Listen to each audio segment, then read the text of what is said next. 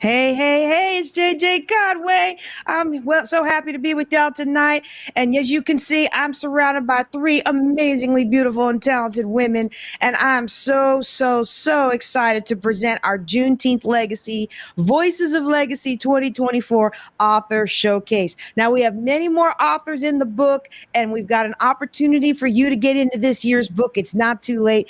But for now, I just want to introduce those who are here with me today. I'm going to let everybody go around the room and introduce themselves and tell everybody a little bit about themselves. All right, let's see who's up in my first corner. Miss Sheba, we're going to start with you. Would you please introduce yourself and tell everybody a little bit about you and what you do? Hi, everyone. I am Sheba Simpson Amsterdam. I am a native New Yorker. I was born in the Bronx, but I was raised in Harlem. I'm an educator for over 25 years in New York City public schools. I'm currently an IEP coordinator at a high school in the Bronx. I'm an author and advocate. I ran for city council in 2021 for District 9 in Harlem. Uh, I'm a mom, I'm a wife, and I am a person who believes in equality for all people. I love to hear that, Sheba. Now I didn't know you were going to say you were from New York. I should have known it listening to you talk. But my dad was born in the Bronx. We didn't know that until he passed away, and we were going through his paperwork. Wow. But I graduated, moved there December my senior year, grew up most of my life overseas, but I graduated from Plattsburgh High School in upstate New York by Montreal. So I'm gonna So tell you something. We what's what? when you tell us that you from Plattsburgh, that's not really New York. New York is five boroughs. Yeah, we figured that out about 6 hours into the drive north of New York. Like, I thought, look, as a high school senior, I thought I was going to New York, man. I was so excited. No, it is like rural Texas, but cold.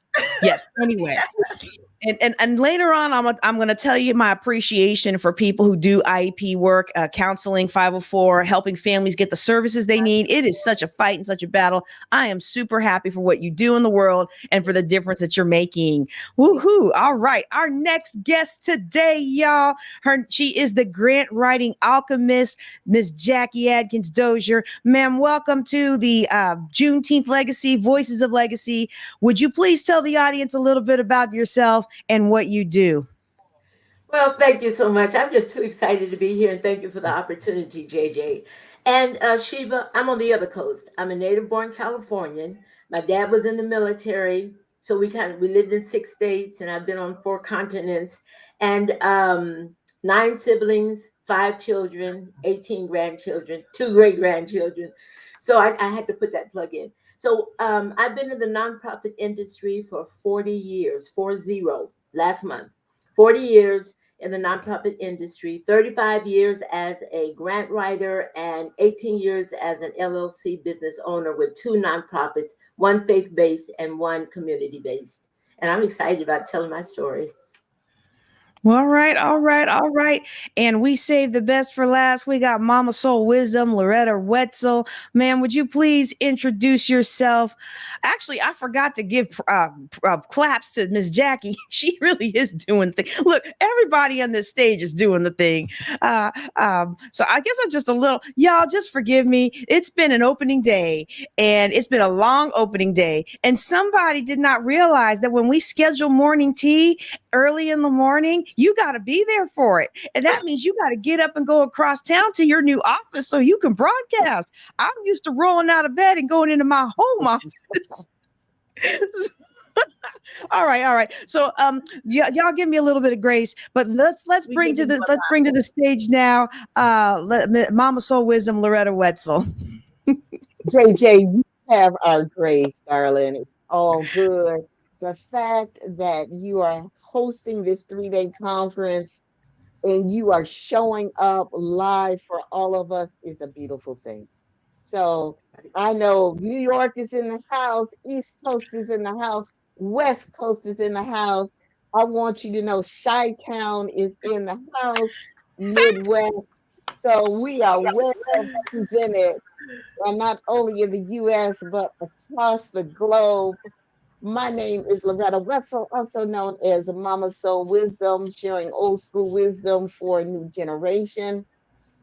And listen, I empower individuals. Typically, they are executives, they are managers, they are high performing individuals in their positions.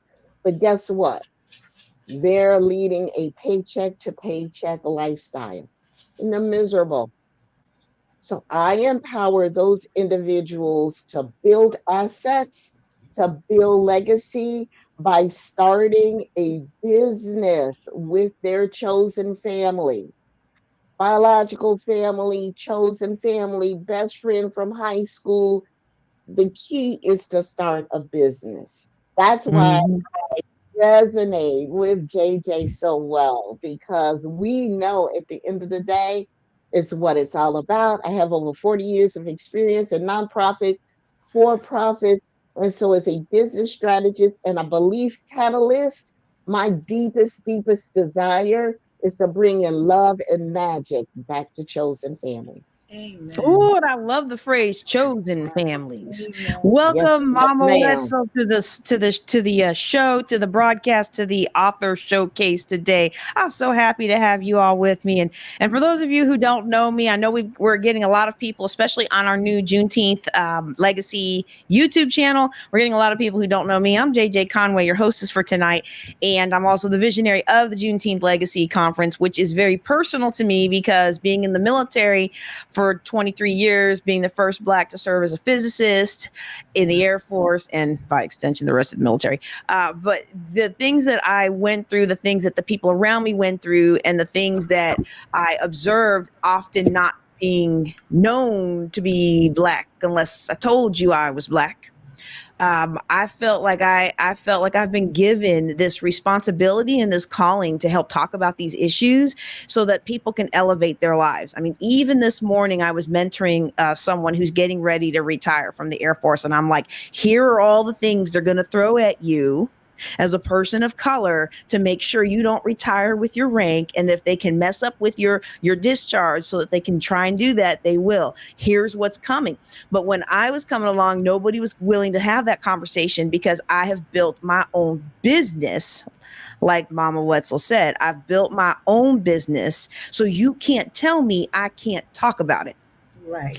And since Right. my money is not dependent on you approving of me talking about it or you approving of me staying in my place, I can talk about it. And so that's where this conference originated from. And what we have done this year is we have launched the Voices of Legacy. We did it on a smaller scale 2 years ago when we included Juneteenth Legacy speaker stories in my annual Healing My Sisters anthology, which the proceeds from that every year go to support survivors of domestic violence. But this year we decided to do our own anthology, and that's where these women decided to share their story. So I'm going to ask you all to give me a little bit about you before we get into your story. The very first question that I want to ask, and that is, how did you know you have a story to tell? And I'd like it if we could just kind of go in the same order, make it easy for me to highlight whoever's talking and stuff like that. If we could just go ahead and start off with Sheba. How did you know you had a story to tell?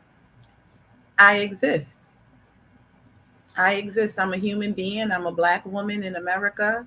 Um, I am a foundational Black American. My mom is from Vicksburg, Mississippi, where the Ooh. tide of the Civil War turned. So I know that there is fire and there is strength and there is power within me. And I know that if I'm here, there's a purpose. That's why I wrote the book. I'm on assignment, and so are you, because I'm on assignment to fulfill my purpose, um, and do what I was sent here to do.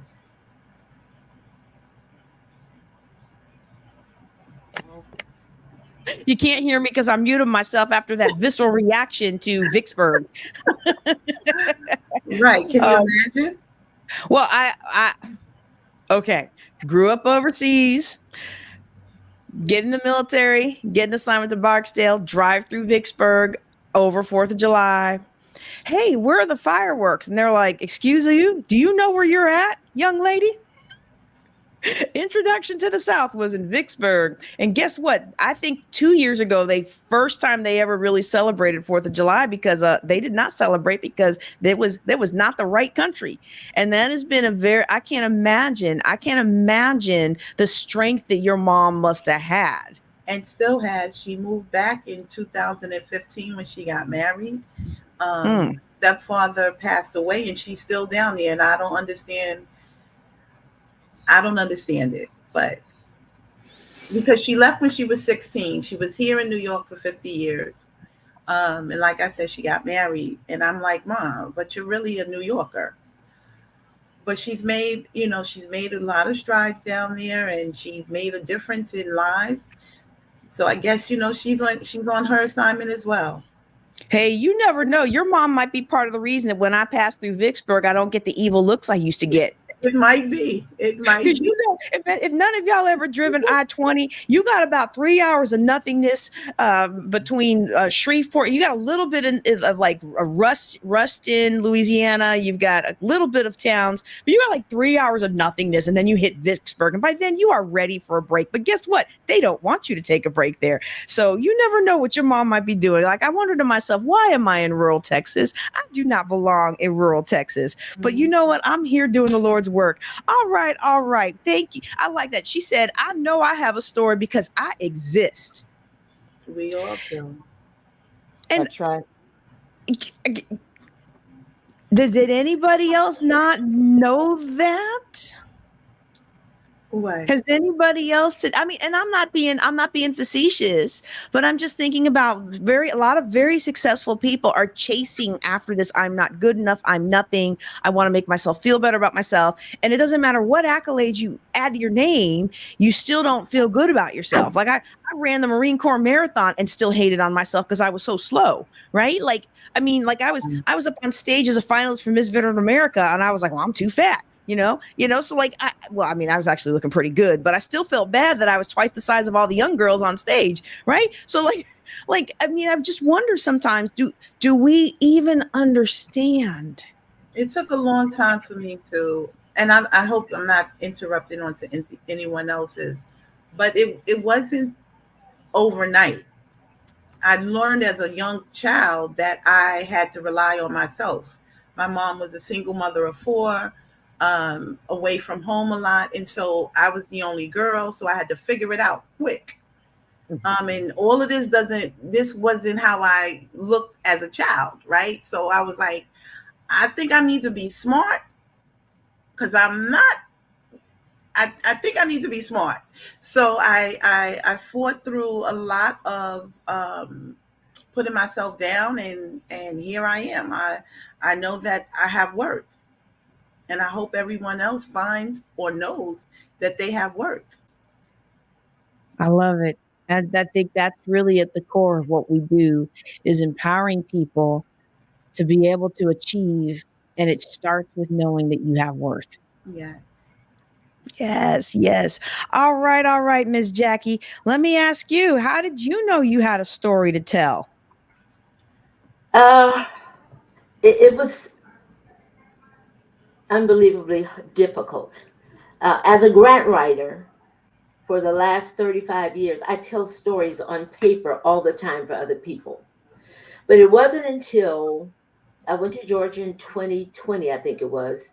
I'm listening to Camille talking to some of her friends who are the John Maxwell, Paul Martinelli, the group. And I'm listening to conversations between them. And I'm saying, what is this all about? What are you guys talking about? And they were talking about, they were dealing with the anthology and what have you. And I had 8 manuscripts about a whole lot of things. And so it was in that conversation with Camille that she said, Mom, why don't you you need to write a story for the legacy, for the grandchildren. And it was just interesting that I didn't make that connection until 2020, you would think. And then I got a mentor, Mike Kim of You Are the Brand, and he asked me to question. He said, Jackie, what makes you a great, he asked me, are you a good grant writer? I said, I'm an excellent grant writer. I'm kind of top tier, top notch, according to my statistics. You know, statistics say that one in every 7 grants that get submitted to the federal government gets funded, and that drops people down to a 10 to 30% average. And I had been batting at 80 to 100 for 34 years, or 30 some odd, 32 years, I guess, by that time. 32 years. I said, oh, I'm better than I think I am. I just write because I love putting words on paper and creating stories. But I didn't tell mine. So Camille bought me the book and asked me to start writing about mine. And my Kim says, Jackie, you need to write. What is your method? Why are you so much better than the average? I couldn't even tell him. I'd never thought about it. I just do what I do. And so he was the one who put me on the road to figuring out why I'm as good as I am. And so I wrote the book. And so I have that book now. And I'm still working on the book that I need for legacy for my children, because some of them, JJ is sad to say, now that I'm getting closer to them that have been in Houston, my children didn't fully understand what I did. Because, I just go to work. It wasn't all this, even though I had social media, you didn't talk about a whole lot of stuff. You go to work, you come home, and you be the mom. And so now, as a result of telling the story, and it may come up later on, I've got family members generationally who are now business owners. Ooh, all right. I love that. Generationally now, business owners. Hey, let me tell y'all something about these kids. My boys, both of them, have sat through all of my classes, because I started teaching people how to get out of debt, and I started charging for it after I became a broke single mom after the divorce, $800,000 of debt. And so that big one, he should be able to teach Dave Ramsey policies, mom's policies, Larry Burkett's policies. Like he should be able to teach all of that stuff. And that boy still makes dumb financial decisions. And I'm like, look, I know you have been sitting at my side in classes once or twice a week since 3 years old, and you are 18. But you know what? People gonna do what they gonna do, especially hard-headed little boys who grow up to be hard-headed big boys. I love them though, I do. So I'm in a different season of life where I'm still trying to sow that into my children so that they'll have something to sow into my grandchildren that I don't want to come anytime soon in case Philip and his girlfriend are watching. I feel that my time is escaping me to pour into that generation. And then I think to myself, okay, well, I did the best I could. With Philip. Sometimes you just do what you got to do. And sometimes you just don't make the right decision, but you make the best decision you know how to make in the moment that you make it. And so then, you just got to trust the Lord to come in and clean all that up and take care of it and give me wisdom for the next group. And don't forget the developmental issues. He's at that stage right now where his brain is still developing, but you're putting the seeds in and just wait. Just give him about 4 more years and you'll see a different attitude about money in the whole 9 yards. It's a developmental issue at his stage because you're giving him the tools.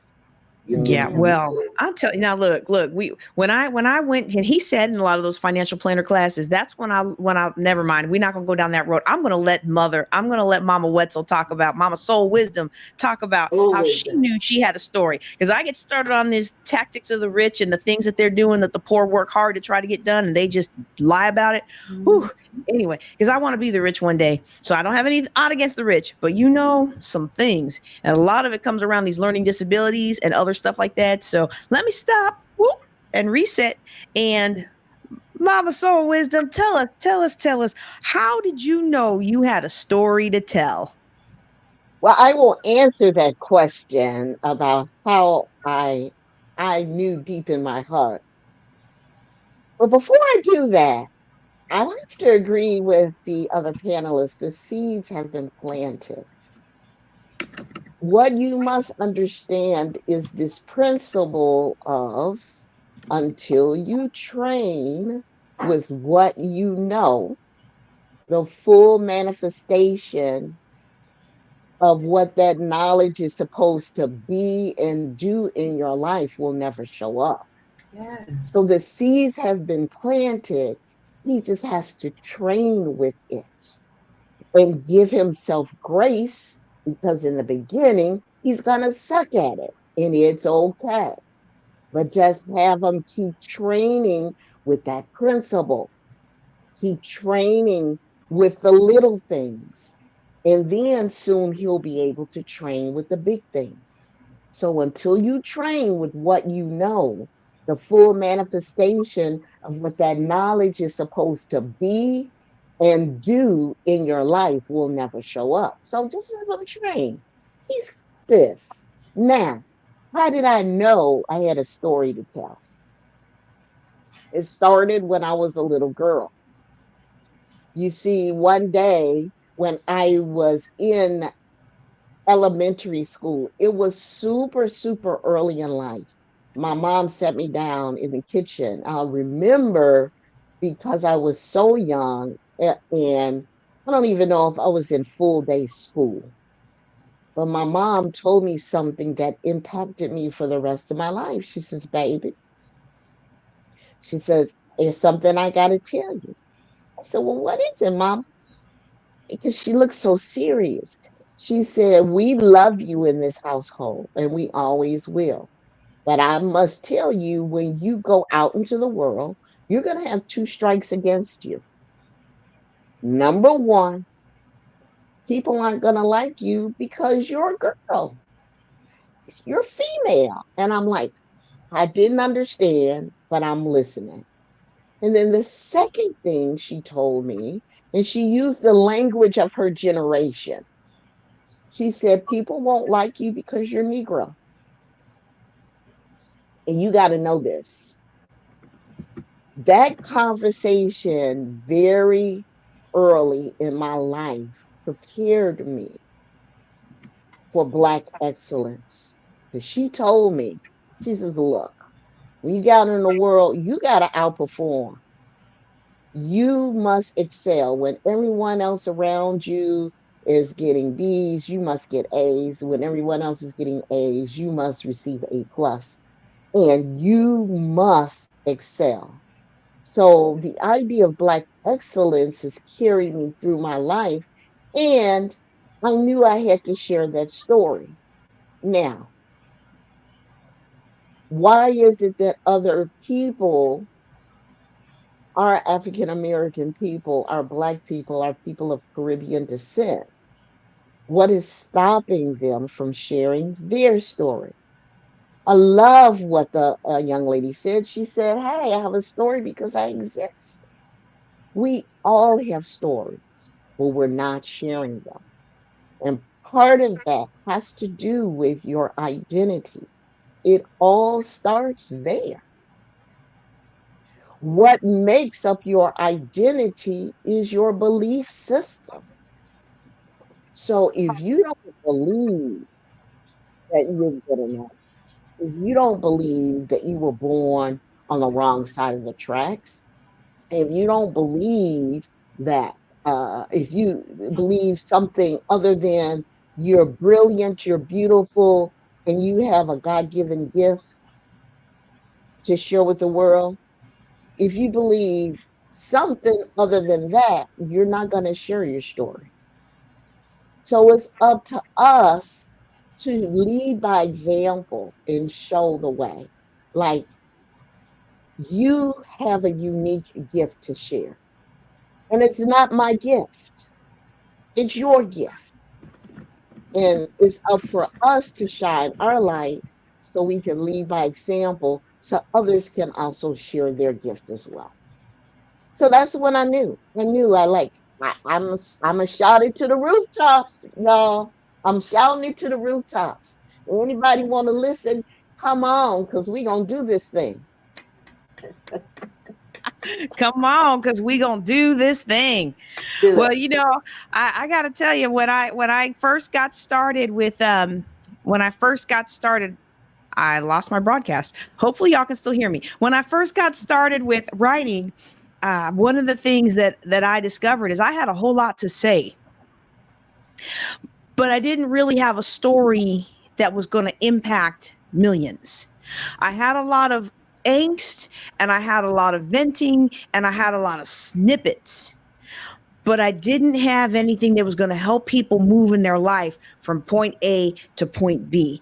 And I think that was, one of the hardest parts of my journey of being able to tell my story was learning how to tell my story in a way that benefited others instead of just being something I wanted to say. If that makes some sense. Hey there, B1 all the way, y'all. All right. Good to see you, brother. So when we think about that, oh, wait a second. It sounds like we have another speaker that joined. Hey, oh, y'all. This is totally my fault. I have no idea how long she's been here, but she has been waiting in the wings, and I just now scrolled down and saw it. So we're gonna bring one more speaker to the mix before we go and ask our next question. We're gonna give her an opportunity to tell her a little bit about herself. And I do appreciate this next person coming to the stage because she has spoken at my events since the very second event that I had in Kingstown, Virginia, when I was still trying to figure out what I was doing, and we just kind of threw things together. And then there was a freak storm, and this happened, and that happened, and I had this world-class billionaire speaker coming, and like 10 people in the room. And one of those people has now come to our stage. Monique, welcome to our author showcase. Please tell everybody a little bit about yourself and about what it is that you do in the world. Wow, I'm like, I forgot about that. It's been so long. I think at one point, I think I was holding the baby. We've come a very long way. So, good evening, everyone. My name is Monique Toussaint. I am a career and executive coach and the president of my. Hold on, you went mute. Okay. Try it again. Can you hear me now? Hello? Yes. There Can you you go. hear me? Okay. Yes, I can hear you. And so I like to provide spaces for executives and aspiring executives to build their businesses, to work on action plans primarily. I like to say, if you have an idea, I have a plan. And so I am credentialed and love to just help people do what they want to do. And so if you got it, I got you. That's good. If you got it, I got you. I love it. I love it. So we have talked a little bit about knowing that we have a story to tell. Mm-hmm. And one of the things that I was leading up to was kind of the journey of our chapters. And I was kind of talking about my journey as a writer. So for those of you who don't know, I've published 13 books. I've got 3 others that are in some semblance of outline and draft. And then I've got like 40 others in folders that are like snippets of ideas that come to me. So I think I'm going to be writing for a very, very long time. But one of the things that I discovered early on as a writer is that writing the book is not just writing the book. Even if you're in a book anthology where someone else is doing the heavy lifting of the editing and the publishing and the distribution, there's still the fact that writing the book is not what makes you the money. It's marketing and selling the book. So I want to remove money from the discussion today. Of course, we want to make money in whatever it is that we do. Of course, we want to have an impact. But I would like for us to talk tonight a little bit about the journey of writing, of no kidding, putting the words on paper and having to look at those words and realize this is really my story. This is really what happened. This is really what didn't happen. And this is how I'm moving forward. Well, I'll happen. I think for me, the hardest challenge was trying to figure out. I had a lot to say and wanted to make sure I can give people information that they can walk away with without having an opportunity to engage with me. So in my chapter, Unlocking Your Business Brilliance, what I've found in my journey across these years is that people want to have a business. They want to do the things, they just don't know how. And it's less about their passion and more about how do I connect their passion to a process and a plan to get them there. And so for my chapter, I like acronyms. They make things easy to remember. And so I was like, okay, let me find an acronym and let me find the most important things that they need to know to be able to walk away from this chapter with something tangible to do. So if you want to have a business, like something as simple as, so my acronym is Bloom, right? Build. What is your business plan? How do you build a foundation for your business? Leverage. How do you leverage the resources that are already out there, the free stuff on the SBA websites? How do you operationalize it? You know, how do you optimize it? And how do you market it? Because part of it is like, you can have a great business, but if no one knows that it exists, like, how do you do the work? And so for me, I think particularly with this chapter, it was just making sure that I gave people tangible tools to do the work, because the passion will get them there, but they need a process to make sure that it's productive and profitable. I like that. Productive and profitable. Would that I had learned back in the day that it's not just about being getting things done. It's about getting things done that lead to profit. And I talk, some of y'all are nodding your head, so I'm sure you've done like I used to do back in the day, where I would rearrange everything on my desk. And then I would decide I needed a new motivating color scheme, because turquoise is the color of love. So now I need to make everything turquoise. So now I'm going to make sure all my desk stuff is turquoise. And then after I finish doing that, I learn about purple. So I'm making a facetious example, but y'all know what I'm talking about. We get busy doing, and we look at our accomplishment, but it's an accomplishment, but it's not really an accomplishment. We don't cross the list off our to-do list. We crossed an item off our to-do list, but we haven't made any money. We haven't impacted any lives. We have not moved forward. So I love that. How did you say that? Profitable and productive? Productive and profitable? Yes. You want to be productive and profitable. Yes, ma'am. All right. And we can measure that productivity. Sheba, go ahead. Oh, I thought you had a comment. I'm sorry. You were just agreeing with her. I was just agreeing with what she said. I was going to say income producing activities. Mm-hmm. So I agree with you. Mm-hmm. Mm-hmm. And really cutting through that. Busy. You don't want to be busy doing nothing that's not going to be productive and eventually profitable for you. You can have a list of to-do things, but are those to-do things going to lead you to the next level, which is being profitable and productive, right? Mm-hmm. Mm-hmm. And we also have to be willing to address when it's not. Mm-hmm. Mm-hmm. So like as I'm finally, if a bear's watching, the wealth building CPA, my CPA, I'm finally putting together my taxes for last year. And we always file an extension for like almost 20 years now. But I'm putting together my taxes for last year, and I look at the numbers and they're just so low. Well, I made a conscious decision to focus on my oldest son's senior year football band, all the things. And I knew that was going to come at a cost of business. And immediately the devil tested me on that, because immediately someone comes along with a 4, 5, 6 figure possible speaking engagement. And I'm just like salivating. I'm like, I can buy a lot of football games for that money, but I can't ever buy back the time. So I knew that last year was not going to be very pleasant as far as the taxes. But what I never sat down to address was the year before that. See, the year before that, the taxes were pretty poor too. And my CPA was like, we need to take some more deductions. We need to do this. We need to do this. We need to do that. And I was like, okay, well, we'll catch up on that in 2023 when we file 2023, because I waited to the last minute. So that's why we're not waiting to October this year. But in that, it was like, what happened? And sometimes and this is not just for authors, but for any entrepreneur, we have to be willing to do the digging and look and see what really happened. And I began to peel back the onion, and I began to see that, okay, I felt like I was doing this and I felt like I was doing that, but those interviews were in 2021. Those interviews were in the beginning of 2022. What happened that took away the mojo and blocked the motivation? So even though I was doing the things, I was producing the podcast. I was doing the things. I wasn't making the money. And you can go back now and look at it and see that the energy wasn't there. Don't go back and look at it. Let's just start over from fresh. But you could. But we have to be real and look at, we're going to get to your stories next, but I feel like this is important for people to be encouraged. It's okay to be like, you know what? This wasn't my best year. This wasn't my best showing. I had this, and that.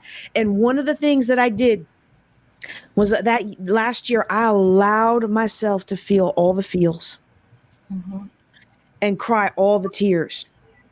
And cry about being told blacks can't do physics, and cry about being told that I wasn't worthy to be my sister and brother, cry about being the outcast because of my mom being a different race and her race not liking black people, her family not liking black people, crying about this and crying about that and crying about all these different things that we just accept. And it's okay to accept it and move forward. And I teach my children, just like Mama Soul Wisdom, the world is going to have something against you. Even the little one who can pass, the world is going to have something against you because you are black. And you have to understand that and deal with it. But then how do we move forward and not have those blocks and not have those chips on our shoulder and not have those things that cause us to stop in our tracks when something else happens? And for me, I know I'm talking a long time around this. I train my speakers to try to get your story in 3 minutes or less, but I guess I'm just getting in my feels a little bit. For me, writing has been one of the most therapeutic ways to get all of that out on paper and then get the feelings out on paper. And then you go back later and you look at it and you're like, I wasn't crazy. This really happened, or this person did this, or this situation was that, or this happened, and I connect those things together and I make some really powerful books out of it. When I tell people, so I always collect stories. Everywhere I travel, I collect stories. But sometimes those stories are our own. And for me, that therapeutic release, for me, that ability to express what I can't just go scream out in public, like, I can't believe y'all are doing this to my kid because he's black. Like, all of that stuff comes out in the writing, and then it leaves rural Texas and it goes to a place where somebody else is going through the same struggles. And now they can send that sense of camaraderie. We are in this together. We are not alone. Right. And if I could jump in, JJ, I think isolation is one of the tools of the enemy to keep you from walking in your purpose. And if he makes you think that you are doing it alone, then it keeps you from telling people. And more often than not, a lot of what we go through is never for us. It's like, God, for real, I got to go through all of this.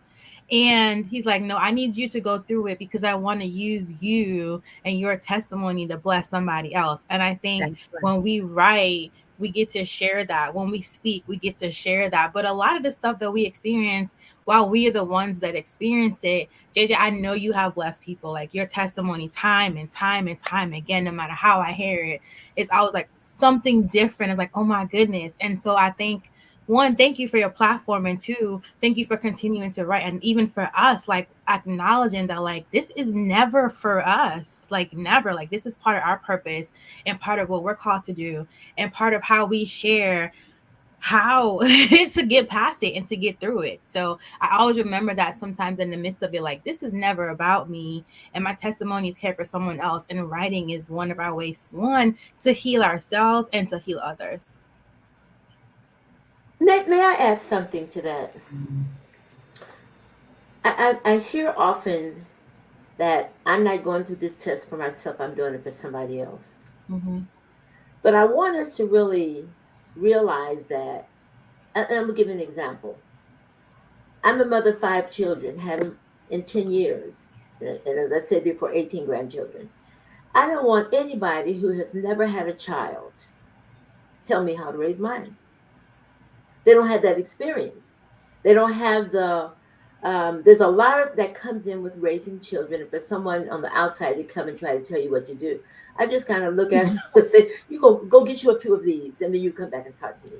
And sometimes I'm sorry, let me just finish this one thing. So sometimes we go through things Number one, because we're on planet Earth.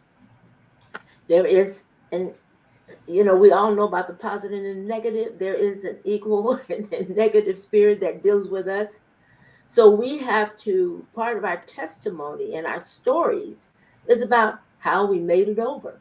It's not all about them, because I couldn't tell you with authority and authenticity about how to recover from a nervous breakdown if I've never had one. I can't tell you how to be a single mother of 5 children and take on a sister's child, 6 of them, without a job, no unemployment, and no child support. So that was to help me to realize how resilient I really am. How without the help of people, I'm an introvert by nature. People don't believe it, but I am. I love being alone. But without the help of people, none of us would be on this platform today. And so what they have gone, what JJ has gone through, JJ has been just so. She told me one time, she said, "You don't know how favored you are of God." And she gave me an example. I said, "Yes, I do." Because I've walked through a few things myself and I know. But so what we go through without, you can't build any kind of muscle without resistance. You'll be flabby and everything else. You got to have resistance in our lives in order to build stamina, fortitude, resilience, all those other things.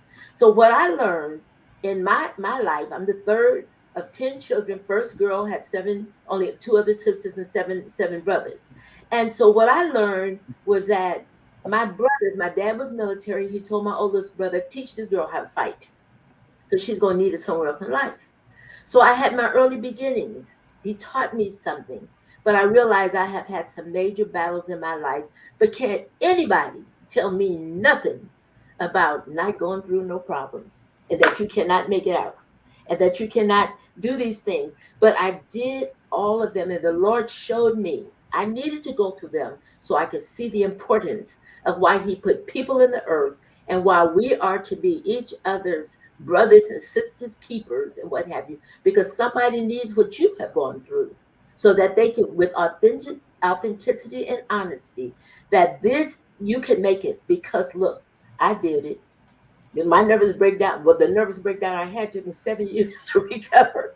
But when I got out of that, nobody in this world can tell me nothing about you can't make it. I mean, I was a horrible mess and looked like it too. So we go through some things. Yes, it is for me. Otherwise, I'd be thinking I was all that in a bag of chips because I'd never been through anything. We have to go through so that we can pull up. My final remark is somebody gave me a picture. It was in 1982. It was about a whole. It was the story about the opening of the what was it, Ezekiel. And then but they had painted a picture. It was one very strong built black man reaching down into a hole, and you could see another black hand holding on to him, and he was pulling them up.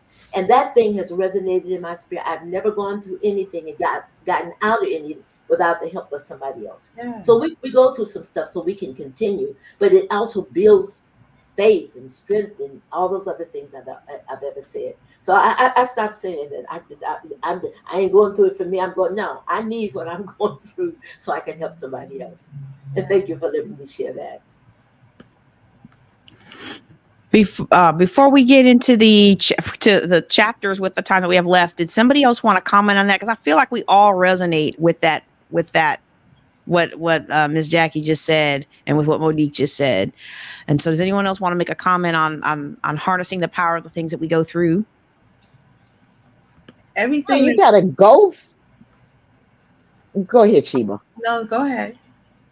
I was gonna say you gotta go through to grow through, to keep it short.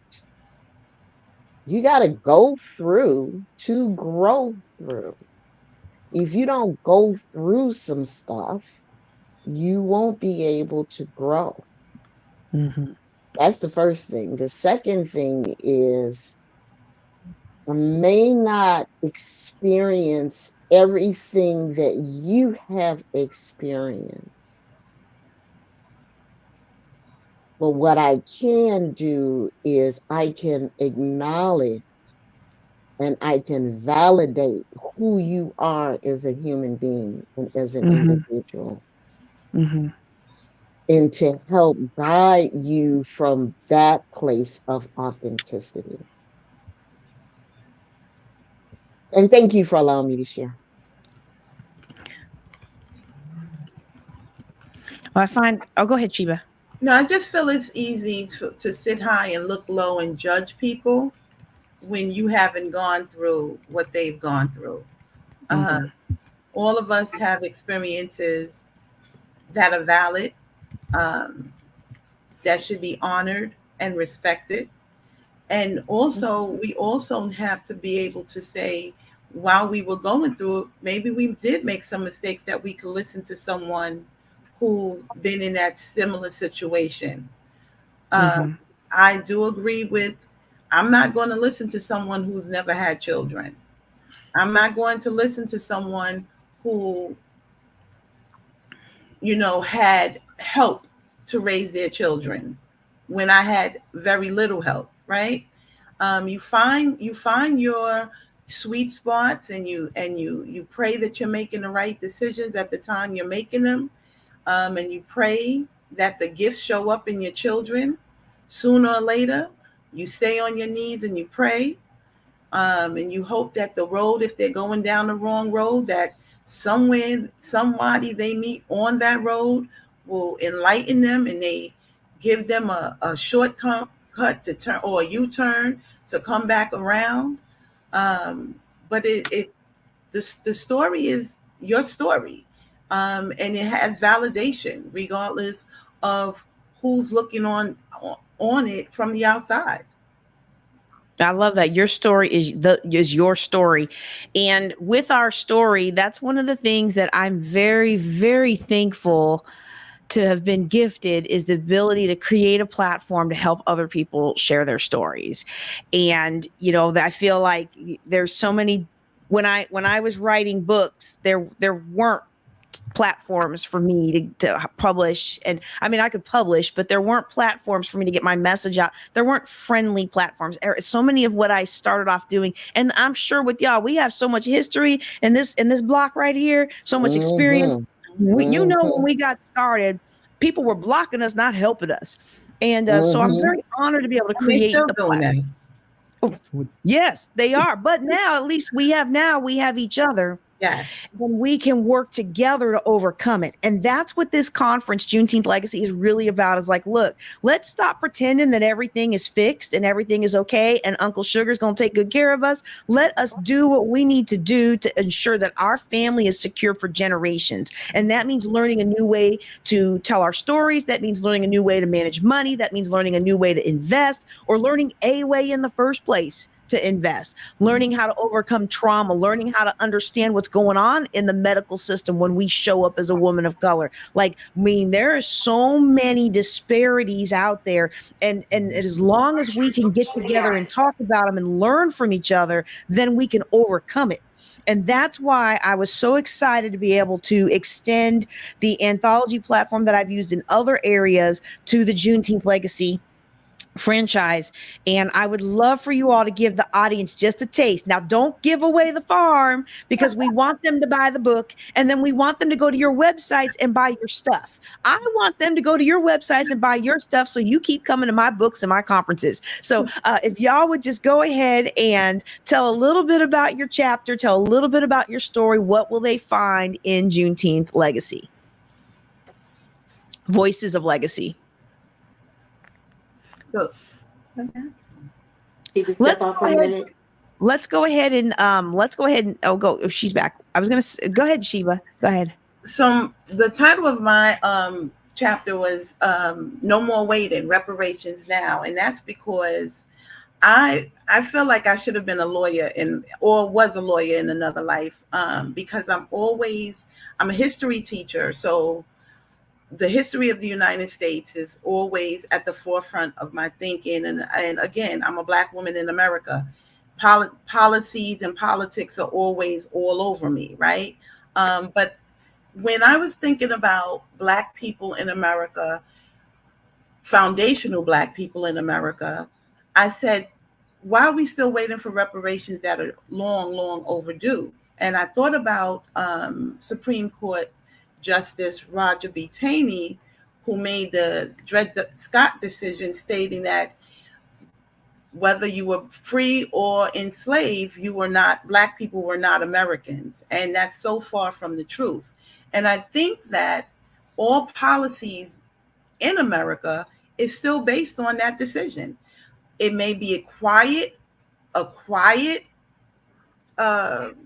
decision, but it is definitely at the forefront of a lot of policies that are written in this country, and a lot of the things that we have been deprived from. And so when I said reparations now, it's because there is a legacy of systemic oppression. And I'm going to just break it down real quick. I'm just going to break down the chapter. Please do. The economic injustice and wealth disparities, the educational and social justice, the health disparities, as JJ just said a little while ago, the environmental justice, criminal justice reform, and community investment. And it's a moral imperative that reparations are giving to foundational Black people. You cannot, in this day, there is no way you can have someone work for free and not be brought to court and pay what that person is owed. And so as a foundational descendant of Africans, my family and all those who look like me are entitled to that money. And so my chapter breaks down why and how we can move forward in this country, because until there is some real acknowledgement of what was done, and then an apology for it, and then reparations for what was not given and what was done in the heinous ways that was taken away from Black people in this country. And I think for me, I'm still on the apology part of it. And people are very quick to say, well, that happened hundreds of years ago. It's not my fault. And I didn't, maybe my great great grandparents had slaves, but I didn't have slaves. And I'm like, yeah, but you know what you're doing when you don't process our paperwork in a timely manner. And you know what you're doing when this person gets the mentoring opportunities and this person's actually more qualified, but they don't because they're Black. And you know what you're doing when somebody of color makes an achievement and you're like, oh, you only got that because you're the token. Like as if it's impossible that they could actually be really qualified. Right. So, and again, this is one of those, this is one of the books that I haven't published yet, because I'm trying to actually put some research behind the antidotes, but I'm working on a book about all the things I heard people say when they didn't know I was Black. So, you can't pull the wool over my eyes, but you have a real nice way of pretending in your own environment, so you can pretend that you don't have these issues and that you don't have any systemic racism going on behind you. But the decision making is built into the fabric of this culture and this country. In fact, with the healthcare, we'll talk some more about it in next year. We're going to spend more time talking about healthcare in Dallas and our conference in Dallas. But I live in rural Texas now, and when I first kept going to the doctor, they kept changing my ethnicity to white, and I kept changing it back to Black because I want to be honest, right? Like I don't ever want to be dishonest. And after the third time, I said to my husband, I said, I don't understand what's going on here. I know, I was like, have you seen? And I asked because I had a really bad car accident at the end of my career. So I'm not trying to be facetious. Am I starting to get feeble-minded again? Are we starting to have some of those symptoms that I used to have? He's like, no. He said, somebody's probably trying to help you out. Just leave it alone. And I'm glad somebody liked me enough to want to help me out. But how sad is that? That your thought of how am I going to help this girl out is to pretend she's not Black. Because you already know what's going to happen when the doctor sees Black. So nurse, whoever you were, I appreciate you. But it makes my heart sad that that's how it has to be. Okay. All right. This is not the JJ Conway show. Actually, it is the JJ Conway show, but this is not my night. I want to hear about your stories. All right, Miss Jackie. Because we can talk all day about reparations, but I still feel like there has to be preparation, and I feel like there's a lot owed to us. But you could give reparations today, and and the problems wouldn't stop tomorrow because the attitudes and the lack of apology and the lack of honoring. That's my personal opinion. So I really want to have that discussion with you, ma'am, later Yeah. on. All right, Miss Jackie, let's hear a little bit about your chapter. 2 years ago, I was part of JJ's um, Juneteenth Legacy. I listened to Dr. Jonas, and he said he deposited something in me then, and he said this: every Black family in America needs to have two businesses, a nonprofit and a for-profit. And JJ, I want you to know, I took that seed. 4 of my 5 children have a business. Both of my daughters-in-law have a business. My she's 10 years old now. Granddaughter, her mom helped her start her business. My 17-year-old grandson started a business in school. He's 2 years in, has his own bank account, Cash App, and he loves the feel of money. And wait a minute, I'm going to show y'all something. I'm in his room trying to find quiet.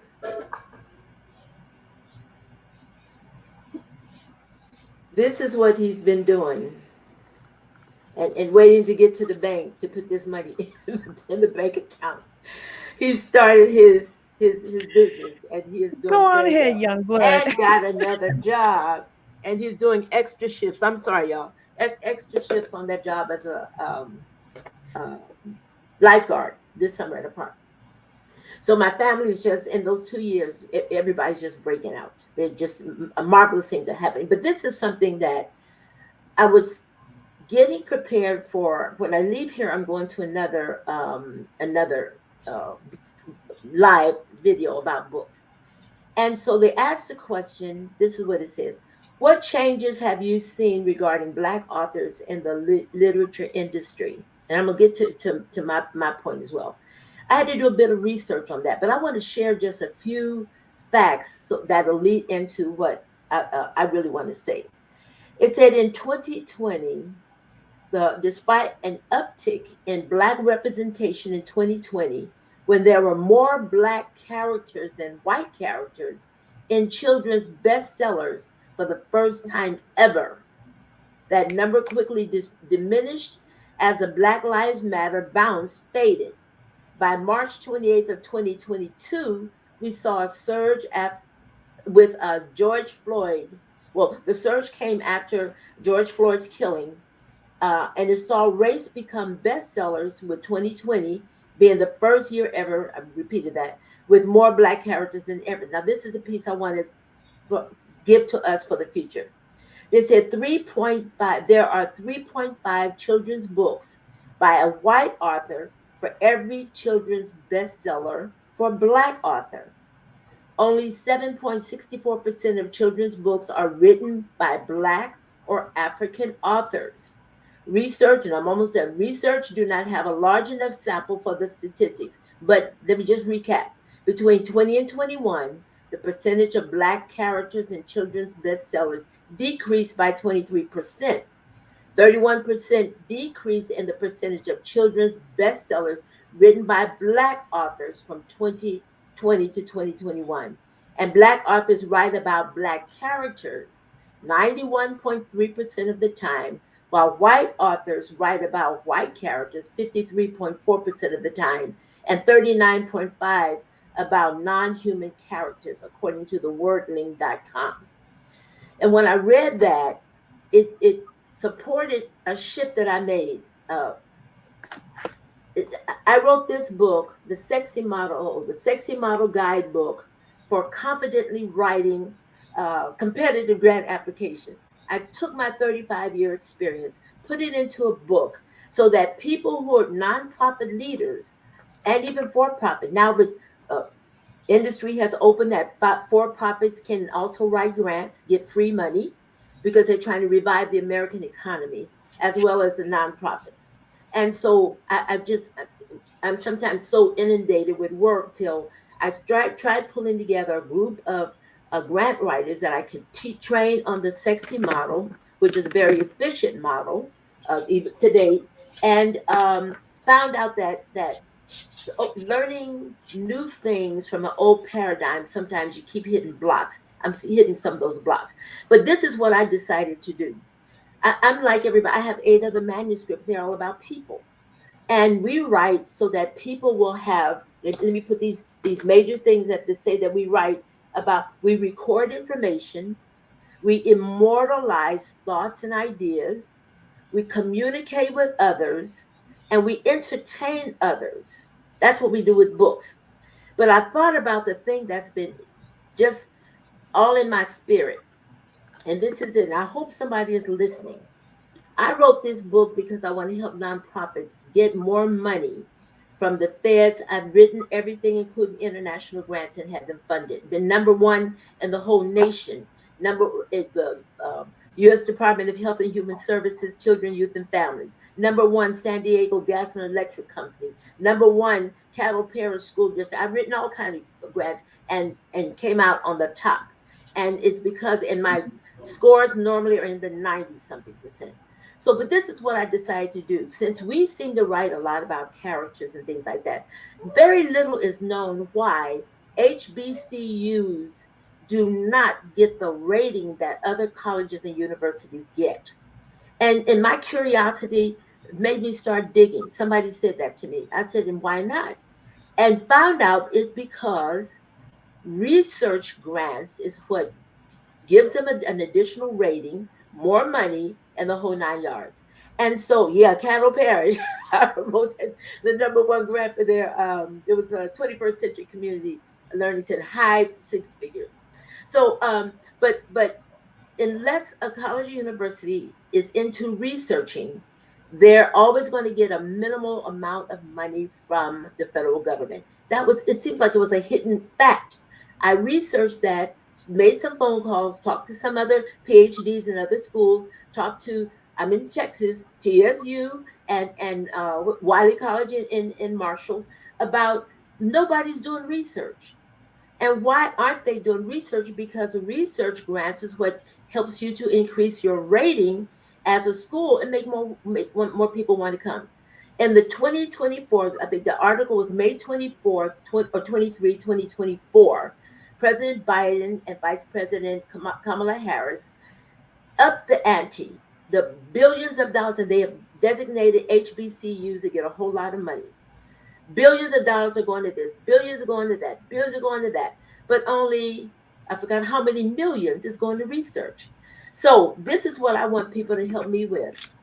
I want to get this book out to HBCUs. I want to personally teach them how to write research grants.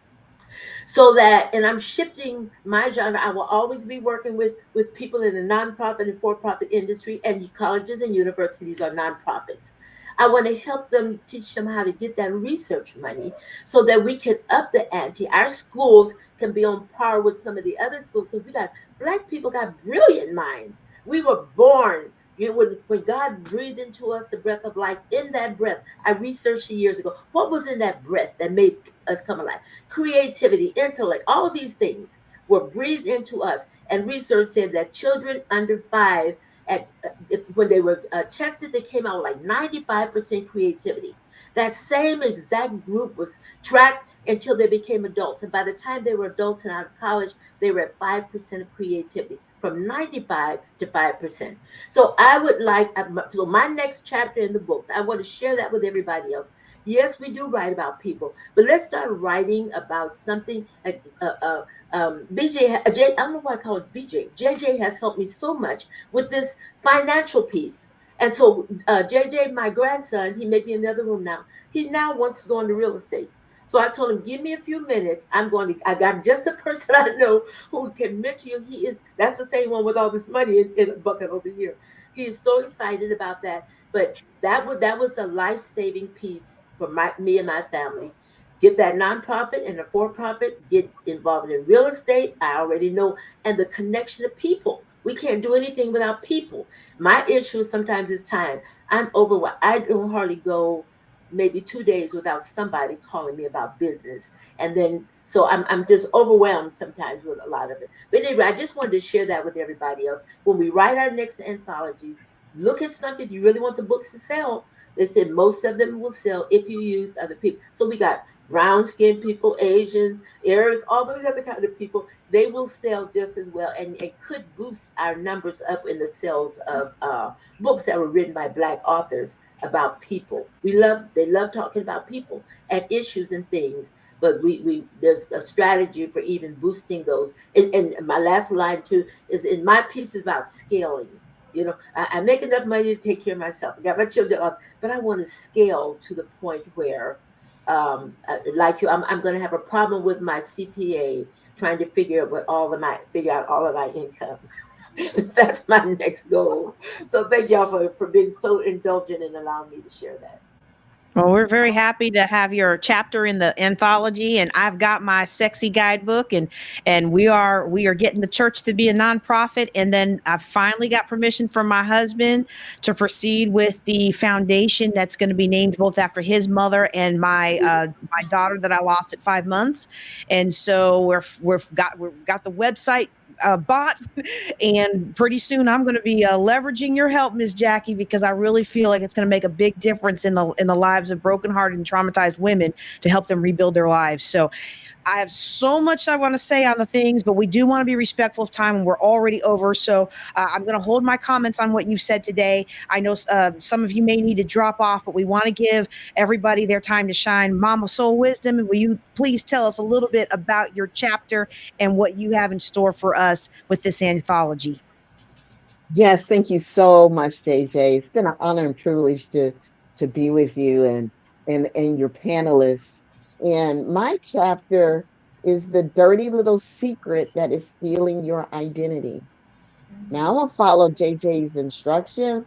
You got to get the book if you want to know what the dirty little secret is. I won't tell you, but I guarantee you it is stealing your identity. You heard me earlier say we become what we believe. Yes. So that's a hint. But the rest, if you want to find out, you got to get the book. Now, what's in store? I truly believe the only way for any family to gain a competitive edge in life is to start a business. It is the only way that you're going to get ahead. Now, you could have a 6 or 7 figure income job and make good money. But I tell you what, I'm pretty sure you probably getting eaten alive in taxes.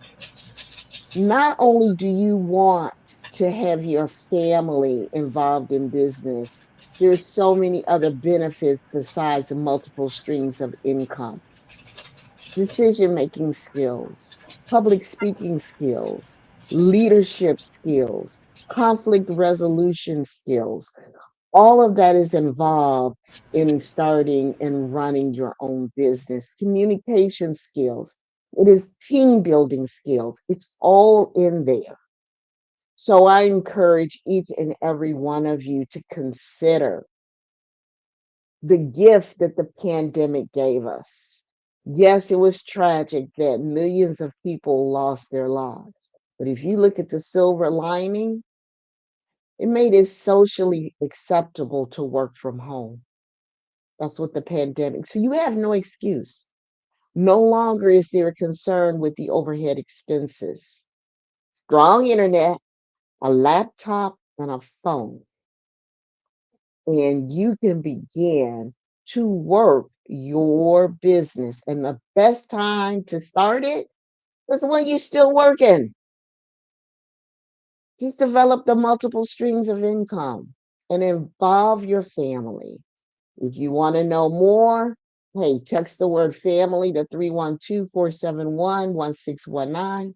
You will receive your family wealth blueprint, and more than happy to have a conversation with you about family relationships, how valuable it is, and in addition to that, starting your own business. So with that, JJ, I'm keeping it short, turning it back over to you. I appreciate you. Thank you. I appreciate you too. Thank you. Thank you so much. That's wonderful. I can't wait to read The Dirty Little Secret. Ooh, I can't wait. This book is going to be so good, y'all. This book is so good, and already we've got so much juicy goodness in the book, and we have more speakers than what's here today, featured here today. We are going to do another speaker showcase when we get ready to actually publish the book. We were trying to publish it for today, but things happened, and we wanted to provide an excellent product. And I just realized for the long term of this recording, I probably shouldn't have said that, but I did anyway. So anyhow, we wanted to have something. We didn't want to just throw it together. We wanted it to be something that everyone could be proud of and put on their bookshelf and look and beam with pride when they see it. And so we have several things. We're going to get to Monique's chapter here in a second. But one of the things I want to highlight before everybody starts to drop off is we have opportunities to not only participate in the anthology, but also to upgrade your experience by becoming a co-author on Amazon. So instead of just being part of a book that somebody else is listed as the author on Amazon, you have the opportunity to upgrade to having yourself as one of those 10 authors that are listed on Amazon. So when you click on your name on Amazon, your author page shows up with the book. All right. And any other books you've written. And then we also have a very special pricing for this anthology on having a special edition with your name on the front cover as co-author with me. There is a little bit extra work with that. It's actually a separate edition, a separate print run. So of course there's additional labor, time, and cost associated with that. But it was one of the things that someone did for me. And it made all the difference for me in my speaking career to have a book that had my name on the front cover instead of just my name on the inside as a contributing author. Everything is good. Just getting your story in the book is good. Yet if you are trying to take your speaking to the next level or your business to the next level, and you're not quite there to where you write, your own book, maybe you just decide that you don't have the time to put together your own books, but you can be on the cover of somebody else's book that someone else has done the heavy labor, and you have helped sponsor the project. I think it's a win-win. In fact, one of the primary things that I want to see is I want to see more Black authors in the marketplace. Because it's time out for people who don't look like me, who take our talent, take our experience, take our trauma, take our pain and profit from it and give us little driblets of, well, your picture's on the back cover. I'm sorry, you're making money off of my story. I should be making money off of it too. Okay, with that said, we're going to move on to our last featured speaker of the hour, and that is Monique Toussaint. I'm so glad that you are here today. Go ahead and tell us a little bit about what we're going to see in your chapter or read in your chapter. And absolutely, I won't be long because I mentioned it earlier, and we're past the time. So my chapter is titled Unlocking Your Business Brilliance. And again, I am a firm believer in making sure that I educate, empower, and engage people. And so my chapter gives you tangible things to do in order to start a business and to scale a business. And so it's an acronym as always. If you know me, you know I like acronyms. So my acronym is Bloom. And if you want to be able to understand all the letters in there, build, leverage, organize, operationalize, and market, then you got to buy the book. Thank you, JJ. Then you got to buy the book. All right, y'all. Well, we are going to close out our author showcase, but I'm going to do something very special after we close out our official author showcase. Because my family is away and my husband is working late tonight. And I thought, you know what? We're here. The internet is interneting just fine in this rural Texas. I'm going to spend some time talking about the process of writing and how to profit as a writer.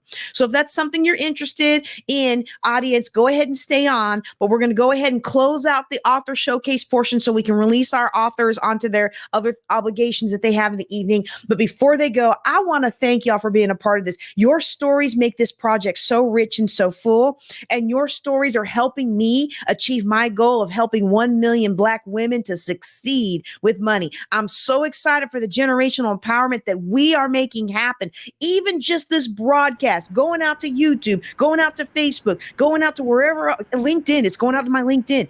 Just being present. Just having people who look like us talk about these issues and succeeding in life is an inspiration to others. And maybe we didn't have that growing up, but we can be that today. And so I want to applaud you for being that today. All right. I'm about to say amen. Let's pass the hat. But would anybody like to leave some closing remarks before we close out our author showcase and I roll into some teaching? Yes. First of all, thank you for the opportunity, and please stay connected. Remember, if you have an idea, I have a plan, and it's always more important to think monumental. So I'm Think Monumental on Instagram, on Facebook, on YouTube. I have monumental moments. There are a-minute clips of just inspirational and business tips. So thank you again for the opportunity, and don't forget to think monumental. Thank you so much, JJ, for this opportunity. I am Shiva Simpson Amsterdam. I'm from New York. I'm a CEO and founder of I'm on Assignment, Inc., located here in New York, for financial literacy, advocacy, social justice, and empowerment. And how can they find you? They can find me on all social media as Shiva Simpson NYC. NYC. All right. Jackie Hold on, Atkins Miss there Jackie. because there's Say 8 it of us again. there. That's it. There's you can find me Jackie Dozier on any of the social media pieces, LinkedIn, Instagram, the YouTube, all of those, and especially through my website icpsllc.com. You'll get all the information. I help people start and fund businesses and do them primarily through the grant writing process. But find me. I'll be more than happy to help anyone get started. All right. And I'm JJ Conway, your hostess with the mostest. You can find me at JJ Knows the Way on all social media. That's going to change soon because we're working with the amazing Pam Perry for marketing and branding. But for right now, you can find me at JJ Knows the Way. And you can also start to find my minority related issues at Juneteenth Legacy or Juneteenth Summit. One of those two keywords will find us on Instagram, Facebook, and all the things. All right, y'all. We're going to close out our authors section. Y'all take care and be blessed. All right. All right. Woohoo. Oh, this was so much fun. I'm so glad that y'all could stay on. Now, what I'm going to do for the audience, I'm going to transition. I'm going to play a little video while I transition to help me help.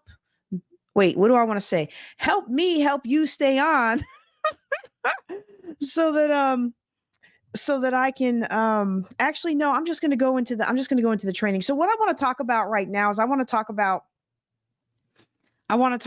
publishing a book, because a lot of times people think publishing a book is actually what you need to do in order to make money with a book. And that's actually not what you need to do. It's not the publishing of the book. It's the marketing and selling of the book.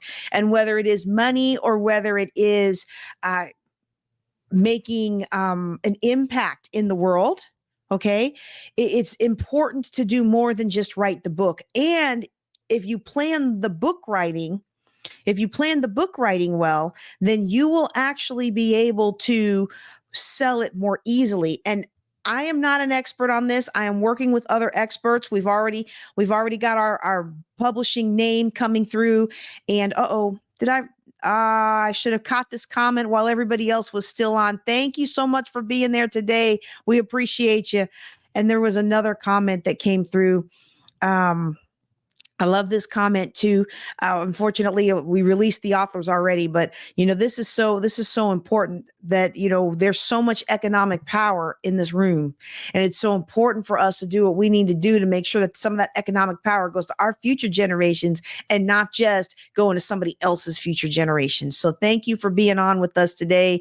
All right, I'm going to bring up some slides, and we're going to test this out. I don't know how long this setup is going to work, but for as long as it works, we're going to test it out.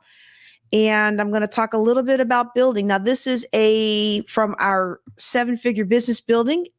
This is our every second Thursday class. So this conference, Juneteenth Legacy, let's turn that one off. That comment off there. Okay, there we go.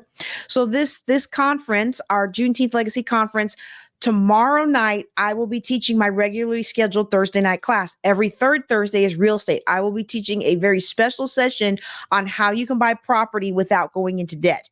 And so on the second Thursdays, we always do some kind of empowerment as far as business building. So how can you make money writing? How can you make money with podcasts? How can you make money with live events, virtual summits, affiliates? All those things like Amazon affiliates. It's one of my most popular ones because it's free and easy for anybody to make money with Amazon affiliates. Okay. So this one was our writing class and how to make your first $1,000 writing a book. All right. So let me go ahead and make that screen big there so I can focus on the screen instead of on looking at me. All right. We're going to talk about how to make your first $1,000 writing a book. And yes, if you have ever wanted to write a book and you haven't been able to write a book, I've got a class called Finally Write That Book. So today what we're going to talk about in writing a book, we're going to talk about things not to do. We're going to talk about how royalties work. We're going to talk about press kits and interviews and book signings and all the things that we think about when we think about making money with a book. We're going to talk about how to maximize an anthology. And for those of you who came into this session a little earlier, you heard us talk about the Juneteenth Legacy Voices of Legacy Anthology. That's the anthology that we're releasing every summer as part of our Juneteenth Legacy process. And what we are looking for in that anthology is people who overcame systemic racism or racial trauma or other impacts of racism related to being Black in the United States and were able to succeed despite some of those challenges. That requires a couple things. First of all, it requires that we understand that there are some challenges. A lot of us today, especially in the younger generation, don't even realize that these challenges exist. And as someone who's got a few more years on her, I feel like it is important to share that information with the next generation so that they know and begin to learn what they don't know.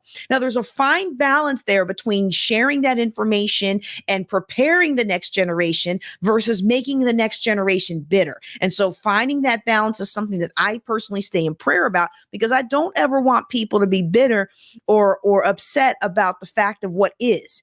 I want you to be upset enough to take action, but I don't want you to be upset enough to hinder yourself because of the anger of the situation. Whatever the situation is, many of us are born with disadvantages. Some of us are born with racial disadvantages. Some of us are born with genetic disadvantages. Some of us are born in the wrong location, born on the wrong side of the tracks, born in this and born in that. Whatever happened to put us where we are in our life, a lot of times it's not even our own fault. However, it may not be our fault, but it is our responsibility if we want to elevate our lives. It is our responsibility to move forward. And moving forward begins with acknowledging here's an issue. And I'll admit, for a lot of my military career and a lot of my business career, I did not realize that these issues even existed until someone really pointed out, hey, this and this and this and this happened to me. Wait a second, that and that and that and that happened to me too. And so I used to think, and you would be surprised. A lot of people are like, well, how did you get told by the Air Force Academy you can't declare your major because you're Black? How did you get told by the instructors, my job is to get rid of you. If you'll stop coming in here, I'll stop feeding you the wrong answers. Like, how did you have the people on your job say, well, this boss likes these kind of people. He doesn't really like women and doesn't really like people of color. So we're going to have you do the work because you're good at doing the work, but we're going to put this other guy in front of the general so he can get all the credit for your work. Like, how does that happen? And I not realize it's a systemic thing.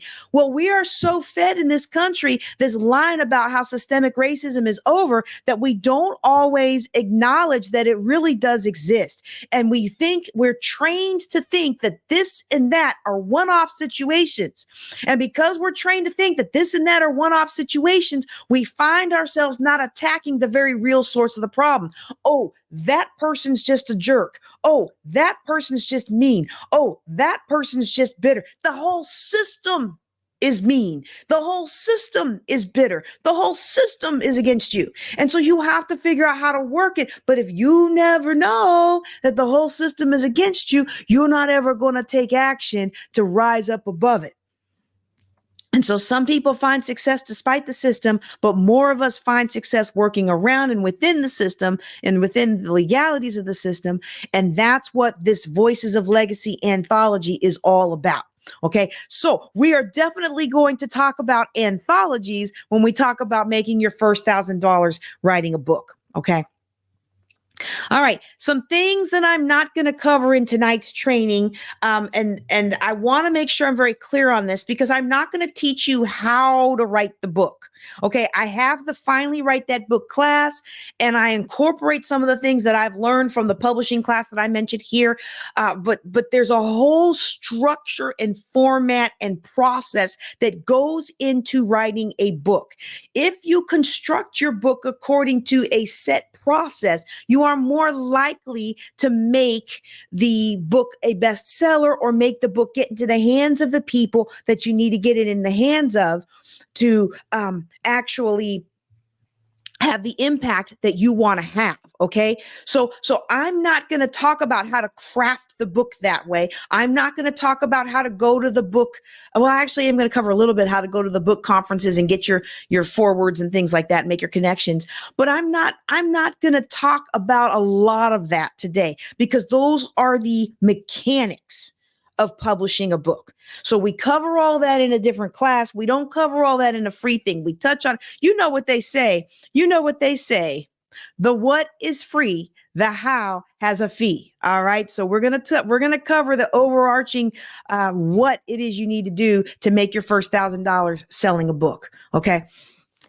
All right. And now I'm also not going to cover getting a traditional publisher because for many of us who go through traditional publishers, quite frankly, we find ourselves being taken advantage of more often than not. And this kills me as a financial planner. It kills me as a financial planner to have somebody come into my office. They done spent $50,000 publishing their book through a traditional publishing house. And now they've got 100,000 books or whatever it is filling up their garage or filling up their storage shed, and now they've got to figure out how to sell all those books. Well, if you build your sales and marketing plan into the beginning of the book before you've even written the book, then it'll be easier for you to make money with the book instead of losing money with the book. So that's kind of the foundation of what we're going to talk about today, because I'm tired of people getting taken advantage of who are trying to do good in this world. I'm tired of people getting taken advantage of who have a big heart and they want to share. And yes, I know big-hearted people tend to get taken advantage of because they just want to help. But you know what? That the businesses that prey upon authors should not be successful when there's people like me in the world to be able to show you how to do it the right way. All right. Here we go. Okay. So if you want more information on the mechanics of publishing the book, you can take one of my follow-on classes and I will give credit where credit is due. I learned a lot of what I know about publishing a book the right way. After I think when I took their class, I had written 12 books by then instead of 13 or 14. But I realized I did it all wrong. And my success was not because of how I did it. My success was despite how I did it. All right. So we're going to start off with some things not to do. Okay. So some things not to do, some things not to do. If you are planning on making money with a book, and let me pause here for a second and say, not everybody who writes a book is intending to make money with the book. Sometimes we write a book for another purpose. We write a book. I've written books specifically for a conference. Like the conference paid me to write a book version for that conference. And I make money whether or not it's a great book or not a great book. That didn't come out right. I make money whether it's a big fat book or a short hard-hitting book. I make money. I already made my money. And reality in those kind of conference situations, people aren't reading the books anyway. Okay. So I'm not going to I'm not going to have false designs that I'm going to change the world through this conference book. I'm going to give good content. I'm going to deliver more value than I'm being paid to deliver, but I'm going to keep my expectations in check. Okay. And one other thing that I want to say about that. If you're trying to make money with a book, these are the things not to do. However, it's okay if you're not trying to make money with the book. It's okay. My second book that I published was actually a trustee handbook. It's a church finances for it was originally called the trustee handbook when I first published it. I think today it's called finances for small churches or something like that. It's basically part of the small church series. We rebranded all my first couple of books and we made them for small churches. And because that's who it was written for. I wasn't trying to make money. I was just trying to codify some policies for my church. Okay. And there's nothing wrong with that. It turned out later that I make money with it. People buy it. I'm happy for that. But that wasn't the original goal. And it's okay if that's not your original goal. But if it is your goal, I'm going to tell you right now, don't design your own cover. Hire a professional unless you are good at graphics or you're very good at seeing what sells and you can duplicate that. Some people can have that talent. They can go out to Amazon, they can look at what's selling and they duplicate it and they're just fine. Others of us, we think we're duplicating it, but we're not. And I fall into that category more and more as time progresses. As I get older, I see that I'm more and more have to hire somebody else. All right. I'm also going to say, don't use novelty typefaces. Like, for a while, everybody's using that, Comic Sans, and then everybody's using the one, was it Palatino Lin type, the one that looks like ancient Egyptian text. Like, don't use those kinds of things. Study what the best books do, or hire a consultant to help you with your cover design and your title design. And when you're publishing your book in the interior, make sure you use common typefaces or embed as a graphic. Okay. You don't want to reuse an ISBN. Those are designed to be used one time per publishing version. And this one is really, really important. Don't assume the image looks good on the page just because it looks good on your computer. Okay. I'm the queen of last minute projects, and I'll do something at the last minute. I have this idea and I go ahead and do it, or I have been having this idea and I set it to the side and now I'm under the pressure to get this done before an event. And I'm the queen of doing that. But I'm going to tell you, you need to have some lead time in publishing your book so that you can make sure that you actually have it look the way you want it to look. There's a book out there. There's you can still find online. I did for a conference one time. It's called The 7 Secrets to Abundance.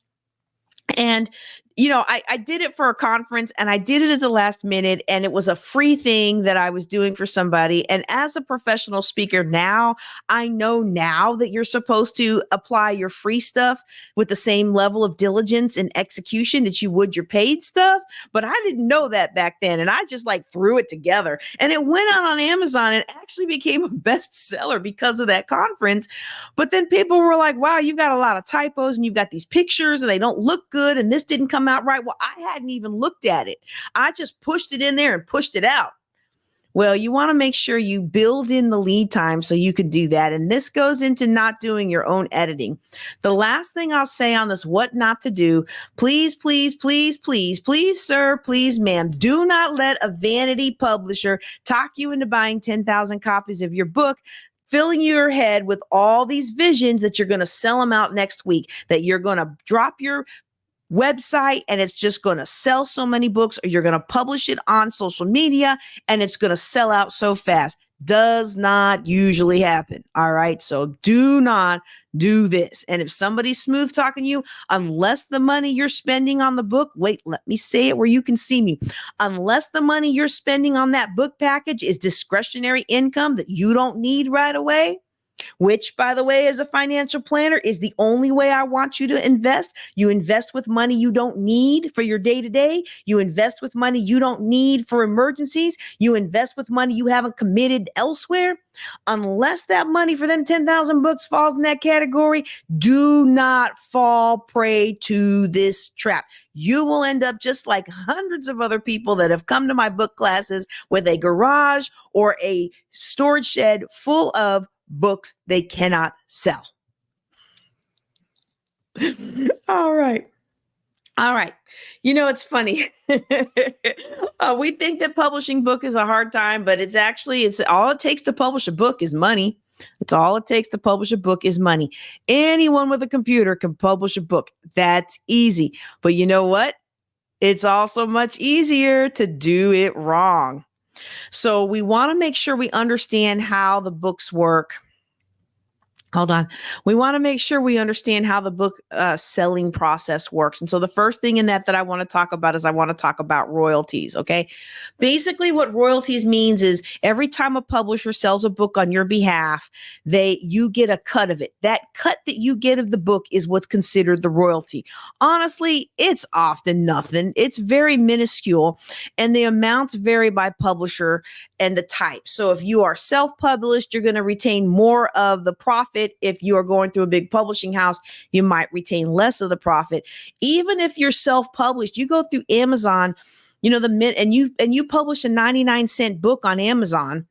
Okay. Even if you go through Amazon, you publish a 99-cent book on Amazon, they're going to take 40% of your cash right off the bat. And in fact, depending on your distribution, you might only get 20 cents out of that 99-cent book. Okay. So you want to make sure you understand what you're doing and why you're doing, and that you understand how the royalties work. Another thing that people hear a lot about in the book publishing realm is advances. This is where the publisher pays you a part of what they think you're going to make up front. Okay. So let's say you've got really juicy content, and back in the throes of George Floyd, back when everybody was talking about Black Lives Matter and, oh my goodness, how could this have happened? Other publishers wanted to publish my story about being told that I couldn't do physics because I was Black. It was a hot topic at the time, and people were offering me all kinds of bennies in order to publish the story with them. I did not at the time because I had competing priorities, and I knew I wouldn't be able to deliver with excellence. Plus, I didn't quite like the terms that were being offered. And I'm not going to knock it if you take the money just because racial issues is a hot topic in the moment. But I didn't like the fact that people who did not care about race before then and today do not care about race anymore, but cared about race temporarily in that moment. I felt like they were trying to use my story as a money grab, and I didn't want to be a part of that. And I have enough financial security that I didn't have to be, which is a really good position to be in. So make sure you understand how those things work when it comes to publishing a book. So let's just say I took one of those offers and they paid me a $5,000 advance. The advance is an advance. It's not payment. So you have to pay it back, and they take it out of your royalties. So for example, if they give you a $5,000 advance and they're going to recoup their cost at $1.25 per book, you say, oh, well, that's great. I'm going to sell the books for $20 a pop. Surely $125 out of every book is great. But if they're going to do it that way, you got to sell 4,000 books before you make any more money off that book sold through them. So it's not always the big money and the big glitz and glamour that you might think. Okay. So in this case, a publisher usually isn't going to send you an advance unless they really buy into the story, or unless you have a very, very good platform, or you have sold on your own self-publishing other books. The next thing I want to talk about is a press kit, and I'm going to I'm going to go fairly quick through this, because most people watching me today are speakers or authors or aspiring. And so you probably already have some of this stuff around, but you want to put it all in one place as a press kit. One of the things my mentors have taught me and drilled into my head over the years is make it easy for people to pay you. Make it easy for people to pay you, and make it easy for others to refer others who might pay you. And one of the ways we do that is through a press kit. Having a press kit for our book makes it easy for people to understand what the book is about. It that lets people and potential publishers understand the theme of our book, the size of our platform on which the book will be marketed, and will gives them some insight into who we are. A lot of times when publishers or venture capitalists or angel investors are investing in your business or your project or your film, they're not just investing in the item, they're investing in you. So it's important to be able to quickly connect them to who you are, because when you resonate with when who you are resonates with who they are more likely to write the checks to finance your projects, to invest in your products, to give the grant to your projects. So you're going to want to have a one sheet that clearly communicates that. You might want to get book cards, which is like a business card for your book. And you're going to want to have some ad copy ready to go. Now, if you're like me and you're not really good with writing ad copy, I thought I was a good writer, so I just knew I'd be good with ad copy. Well, guess what? I am a great writer and I'm a great teacher. But you know what I'm not good at? I'm not good at PR. That's why I appreciate people like Pam Perry PR, because people who are experts at PR, they know how to generate copy that sells. They know how to tweak the little things in your social media and in your way you present yourself to help sell. Okay. So if you're not good at those things, hire someone who is. It'll help you be more. Hire someone who is. It'll help you be more successful. Let me go ahead and say that again. So if you're not good at writing ad copy, and let me tell you how you know you're not good at writing ad copy. All right. You know you're not good at writing ad copy if don't nobody ever share your social media posts. If nobody ever shares your social media posts that you write, then you know you are not good at writing copy that moves people to action. And there is nothing wrong with that. Some of the most powerful people that I have speak in my conferences or write in my books or teach at my retreats are people who are not good at writing ad copy. No shame in that game. Just hire somebody who is. The next thing we want to talk about is interviewed. Now, interviews are an excellent way to market your book. And in fact, if you have already written a book, before you pay somebody else to do all kinds of PR for you, I would invest in, wait a second. How do I want to say that? Before you spend a lot of time paying, let me say it again. Before you spend a lot of time and money paying somebody to get you interviews in this place and that place, I would like to recommend, if you already have written a book, I would like to recommend that you take advantage of the free tips and the free availability of interviews. So for example, one of the things that you can do to help increase your sales prowess is to make sure all of your social media is in alignment with your website and your book. So maybe you, like me, I have books that I have written that do not have my name on them because of social dynamics or the fact of the demographic that they're written to. Okay. Back in the day when I'll admit it, I'm not embarrassed to admit there are certain books I've written that do well when they're written under a male pen name than when they're written under a Black woman's name. All right. And so times are changing and I'm thankful for that. And I have more of a platform now, but I didn't have a platform back then. I needed to make some money. Okay. That's why we're talking about this as part of Juneteenth. But if you have already written a book, before you spend a ton of money on PR or other mechanisms to move that book or getting interviews on this channel or that channel, I want to encourage you to actually look at some of the ways you can get interviewed right around your locality. And so, for example, when I lived in a town where I could easily drive to the TV stations or the radio stations, I found that there were lots of opportunities to get on radio and TV. Now, some of those opportunities I had to create. Some of those opportunities I had to ask about. Some of those opportunities were simply, hey, can you be here at 6:30 in the morning? Why, yes, I can. A lot of podcasts are looking for guests, and you don't have to pay to be a guest on a lot of podcasts or broadcasts. And you can also create your own using social media strategies, or creating your own conferences, or creating your own book signings. So please, sir, please, ma'am, if you have already written a book, or if you are planning to write a book, plan to do these marketing strategies that are at no cost. And many of them can be done before the book is even published, so you can test the battle space, so you can test the market. You want to test the market if you haven't published the book. And if you've already published the book and you've got that storage shed full of 10,000 books you don't know how to sell, here's how you sell it. You can sell it with interviews. I've got a great list of places that will interview you for free and how to find them. Go ahead and text. Ooh, that's an old number, y'all. That's an old number. Okay, I'm going to drop in the chat, and then I'm going to highlight it so that you can actually see it over the wrong number, my old number there. Okay, let's go ahead and do that.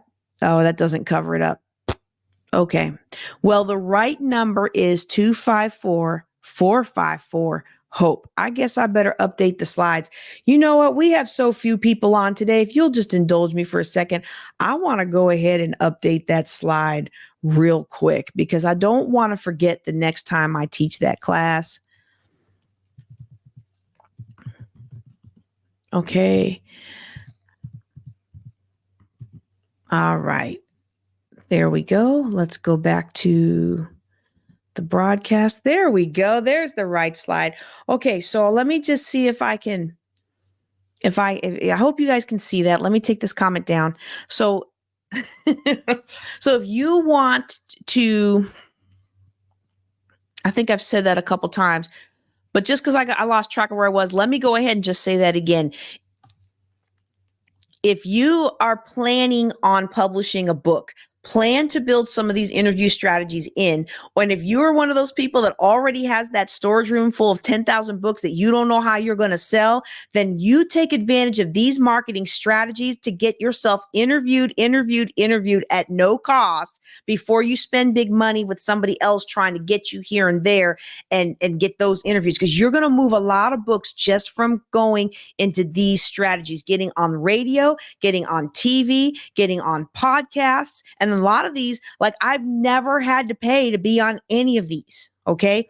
You can also create your own interviews using social media, or creating your own book signings, or creating your own mini conferences.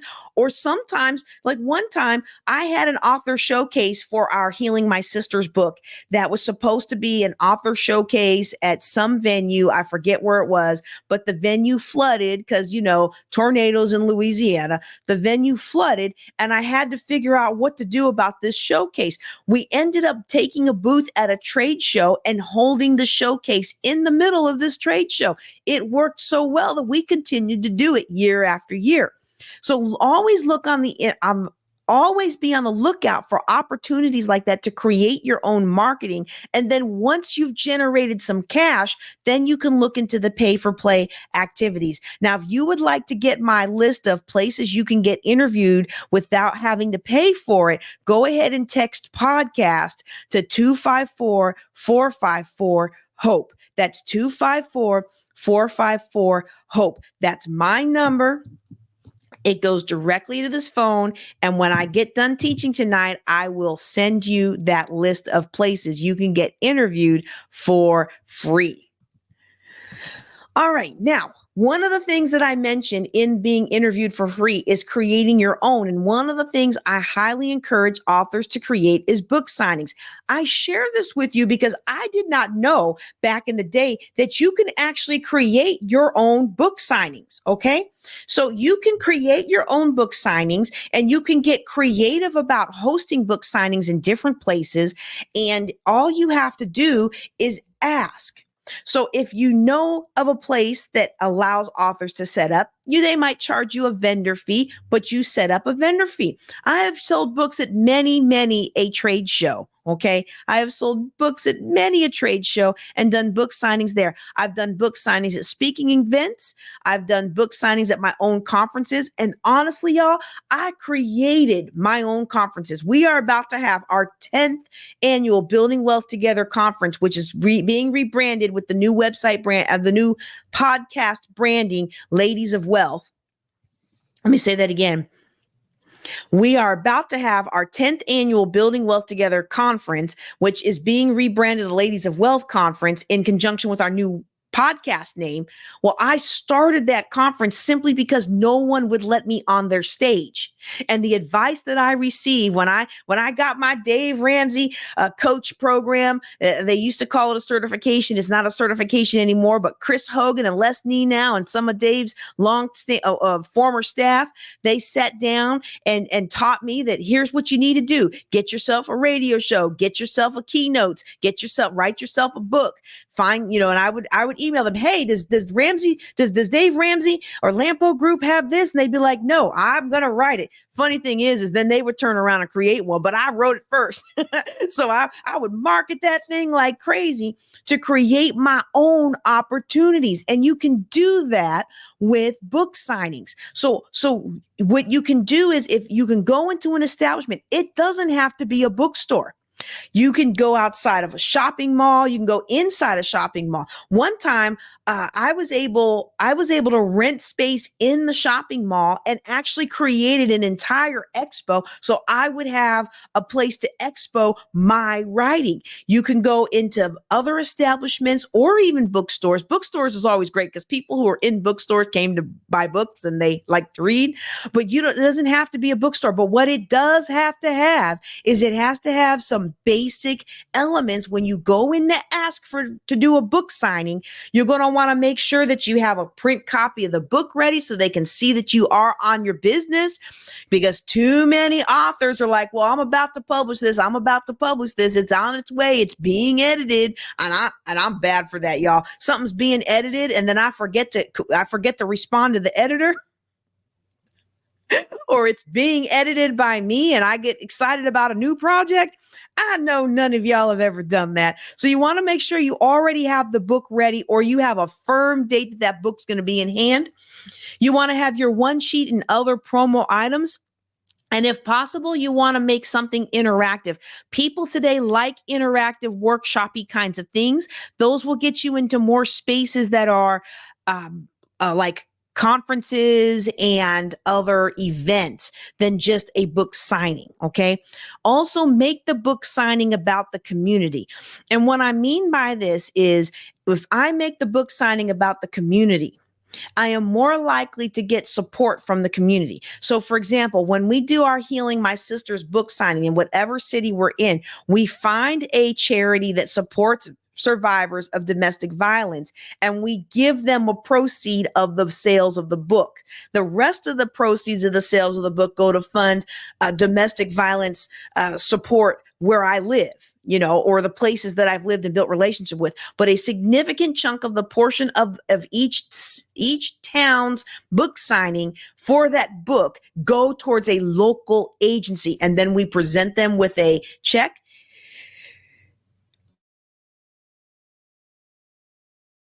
We present them with a check of sorts at the event. And then after the sales have actually happened, we present them with the real check, and it helps build goodwill in the community. So if you don't already have community purchase, you don't already have relationships to leverage, make what you're doing about the community, and the community will be more likely to support your book signing. Okay. And that kind of goes hand in hand to my last suggestion here. Get on their agenda, understand what their goals are before asking them to get on yours. So if you're going to, like we had a place downtown that did like gourmet hot chocolate, and they had a little open mic section, and I wanted to come do my books. Well, doing my books really doesn't do anything for them. A book signing doesn't really do anything for them, but an author showcase where each author gets up on stage and talks about their books. Now I'm understanding what the goals of that establishment are. And I'm merging my goals with their goals. I'm getting on their agenda before I expect them to get on my agenda. And it works almost every time. Like I said before, you can create your own book signings and don't hesitate on any opportunity. In fact, we get 3 yard sales a year in Stephenville, Texas. You can have 3 yard sale permits a year. And you know what? I'm not ashamed to admit that there are times where I will set up a yard sale simply so I can sell my books right outside my home. Now that I have the office and everything, I don't need to do that as often, but you will never underestimate the power of doing what you can do when you can do it. See, a lot of us don't move forward in life because we look at all these things that we can't do, and we get discouraged because of these things that we can't do. And what we don't realize, what we fail to realize, is that if we would do what we can do, what we can do will take us a lot further and open up more doors for us than just being sad and despondent about what we can't do. And maybe you don't have a trade show you can vend at. Maybe you don't have a flea market you can vend at. Maybe none of the bookstores will let you set up a book signing. Right? Maybe none of the local churches will let you come in and do a ladies class, or maybe none of the nonprofit organizations will let you come in. I mean, Rotary is always looking for speakers, right? And Kiwanis and the chamber, and depending on the chamber where you live, a lot of these organizations, these civic organizations, are always looking for speakers.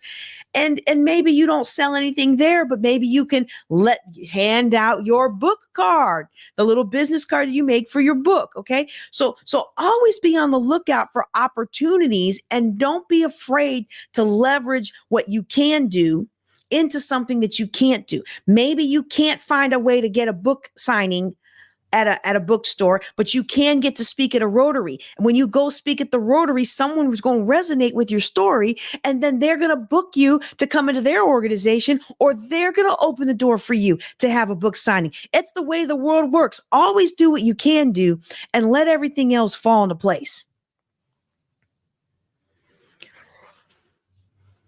The next thing I want to talk about is a book anthology. And some people love book anthologies and other people don't love book anthologies.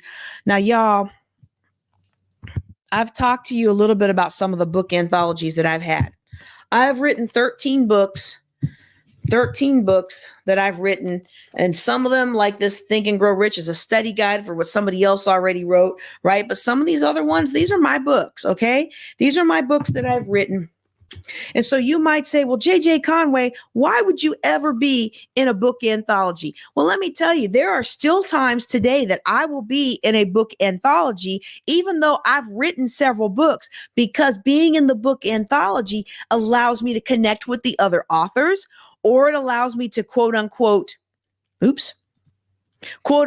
share the stage with those other authors and bigger names than I normally have access to, or because it opens up a door for me to get in certain spaces with the other authors. There are a lot of reasons why I might book into a book anthology, even though I've published several of my own books. Okay.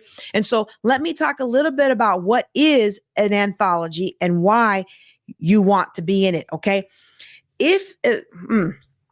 A book anthology is a collection of stories from other people, and creating a book anthology and participating in a book anthology.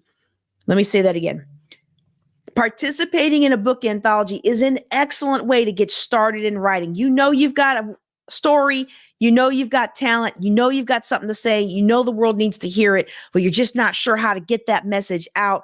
Participating in a book anthology is one of the ways that you can do that. Now, interestingly, I don't have any of my own anthologies here. You know, I'm moving into this office. I'm moving into this office, and some of those anthologies are at home, and some of them are just sold out. Like, I need to get another run. But I do have, nope, this is not it. I do have back there, and I would go grab them. Hold on a second. Let me see if I can grab one. Hang on. I'll put this one back. Oh, here we go. This is a good one. All right. And nope, that's not the one I thought it was. Well, that's what happens when you plan something at the last minute. Okay, let's try this one. Okay, all right. So that's what happens when you plan something on the fly. Sometimes it doesn't work the way you want it. So this is an anthology done by one of my favorite speakers, Elizabeth Clamon. She speaks on finding your story, finding your voice, and crafting your story in a way that's sellable. And a lot of my early events were done with her, and a lot of her early events were done with me. And so one of the first ways that the Lord showed me that I really do have a talent for interviewing and for executing an event was one time when I actually stood in the gap for her.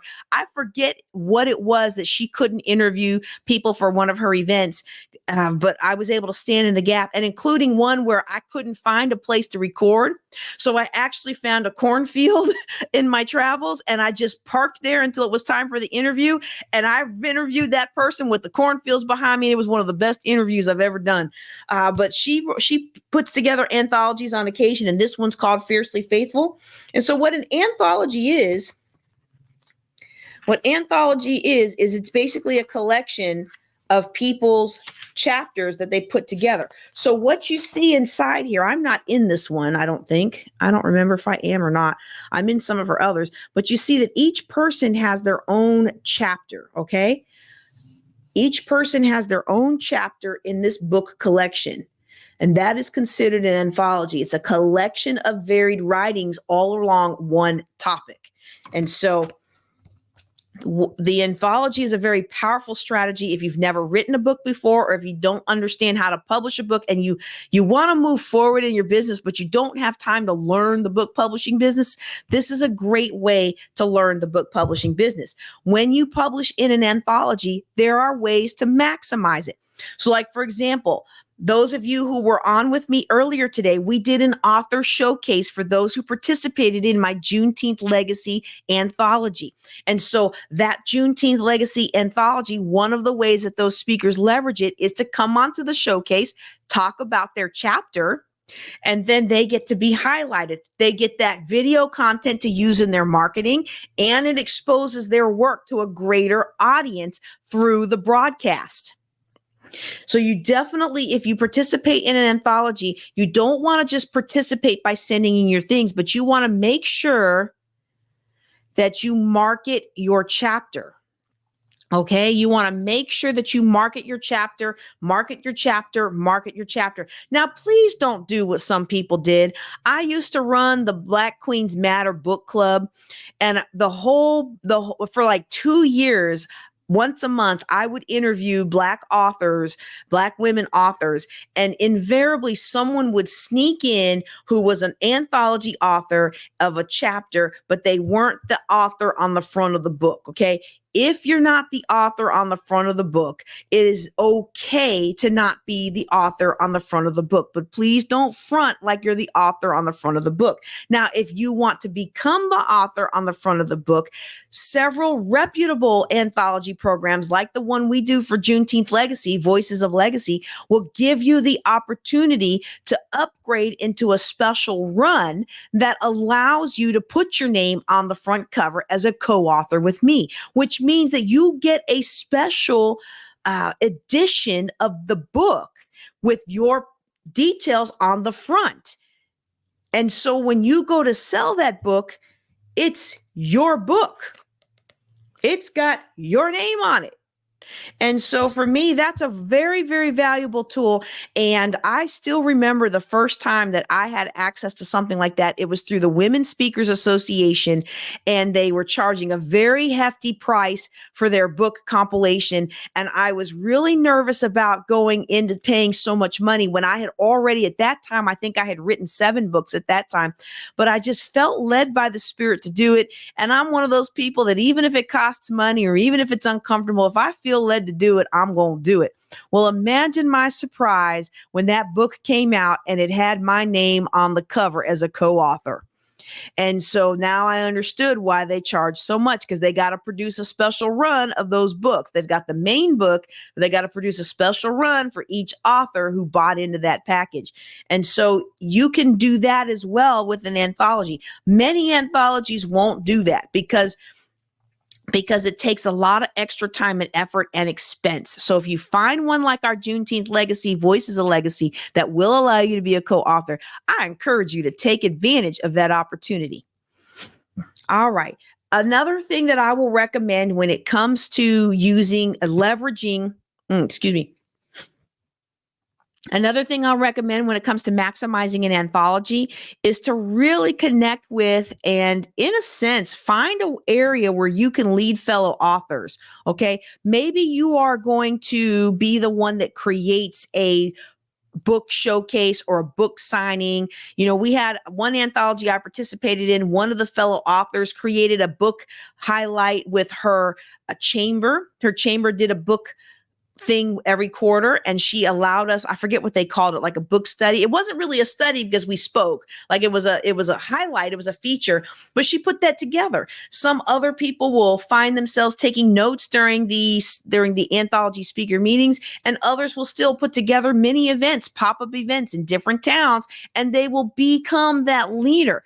If you become that leader, then now that gives you extra leverage amongst your fellow authors, which can lead you to more lucrative opportunities down the line.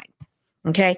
One thing I also recommend if you are participating in an anthology, and even with our Juneteenth Legacy anthology, if you are participating in an anthology, I encourage you to create your own pre-order page on your website, or using free tools such as PayPal or Facebook Marketplace or Stripe. Stripe will let you create a landing page. So Stripe connects right to your book, your banking account.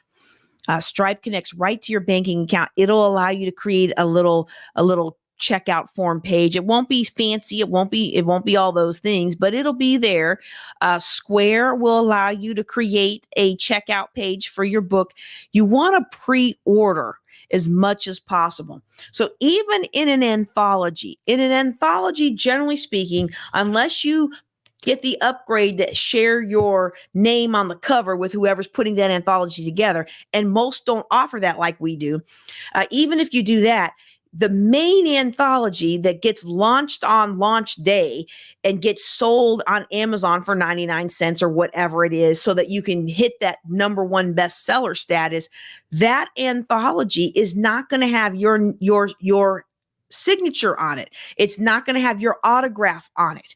So what you can do is produce a pre-order page where your friends, family, and audience can go ahead and pre-order shipped copies of the book that you have signed. And if you do a pre-order page, then when it comes time to order your author copies beyond what normally just comes in an anthology project, you will have a good idea of how many to order. One of the things that breaks my heart as a financial planner is when people come in and they've bought 5,000 books because they just knew everybody was going to buy them. And then their mom buys one, and their grandma buys one, and maybe their sister or brother buys one, and their bestie buys one, but then they've got all these books to sell. Well, if you had done a pre-order page, you would have had a better understanding of who is interested in buying the book. And you can do a pre-order page for an electronic book as well. But make sure you check with the anthology provider, because most anthologies do not allow you to sell the Kindle or electronic version unless you have, like we do, unless you have participated in the offer to add yourself as either a co-author or add yourself as add yourself on the cover. All right. So you want to make sure that you check with that firsthand, but as long as you're going to be provided an electronic copy of that book, you can sell them. As long as your agreement doesn't preclude that, you can pre-sell the electronic copy, and you can pre-sell the signed copies. I like to pre-sell my signed copies in advance for a launch, because I'm here to make money, not lose money. All right. All right. Let's see. Okay, some other great ideas. I've kind of talked about this actually throughout the entire time we spent today. Oops, you can't see that slide. Hold on. There it is. I've already talked about these ideas woven in and out of everything else that we've discussed today. So I'm not going to spend a lot of time on the slide. If you're coming into this training late, you can go back and get the recording. You can go back and actually listen to how I talk about creating your own book fairs, your own conferences, signings, events, and things like that. All right. All right. Well, there you have it. How to actually make money writing a book, how to make your first $1,000 writing your book. I hope that you have enjoyed this. Now, if you already have a book that's been written, you could implement any of these strategies to help move those copies out of your garage and out of your storage shed and into somebody else's pocket so their money can end up in your pocket. And if you haven't published your book yet, but you're in the process of writing it, I hope that you will take these strategies to heart and build them into the marketing plan for your book before you publish your book so that you can publish a book that will work with the marketing plan. See, if you already know that you're going to need to go to trade shows or you're going to need to book signings, and in order to book signings, you need a juicy one sheet, then that helps you create, as you're writing the book, the kind of content excerpts that you would then put into the one sheet, that you would then put into your book card, that you would then put into marketing the book. So all of that foundation is laid before the book is published. I hope you've enjoyed this bonus training today. I'm JJ Conway, and you can find me at JJ Knows the Way. I want to encourage you to I want to encourage you to participate more in our Juneteenth Legacy Summit. And if you liked this training, this is going to be one of the bonus trainings. It's going to come off of social media soon. It's going to be one of the bonus trainings that you will find inside the Juneteenth Legacy recordings from this conference event. I'm JJ Conway. Y'all take care and be blessed.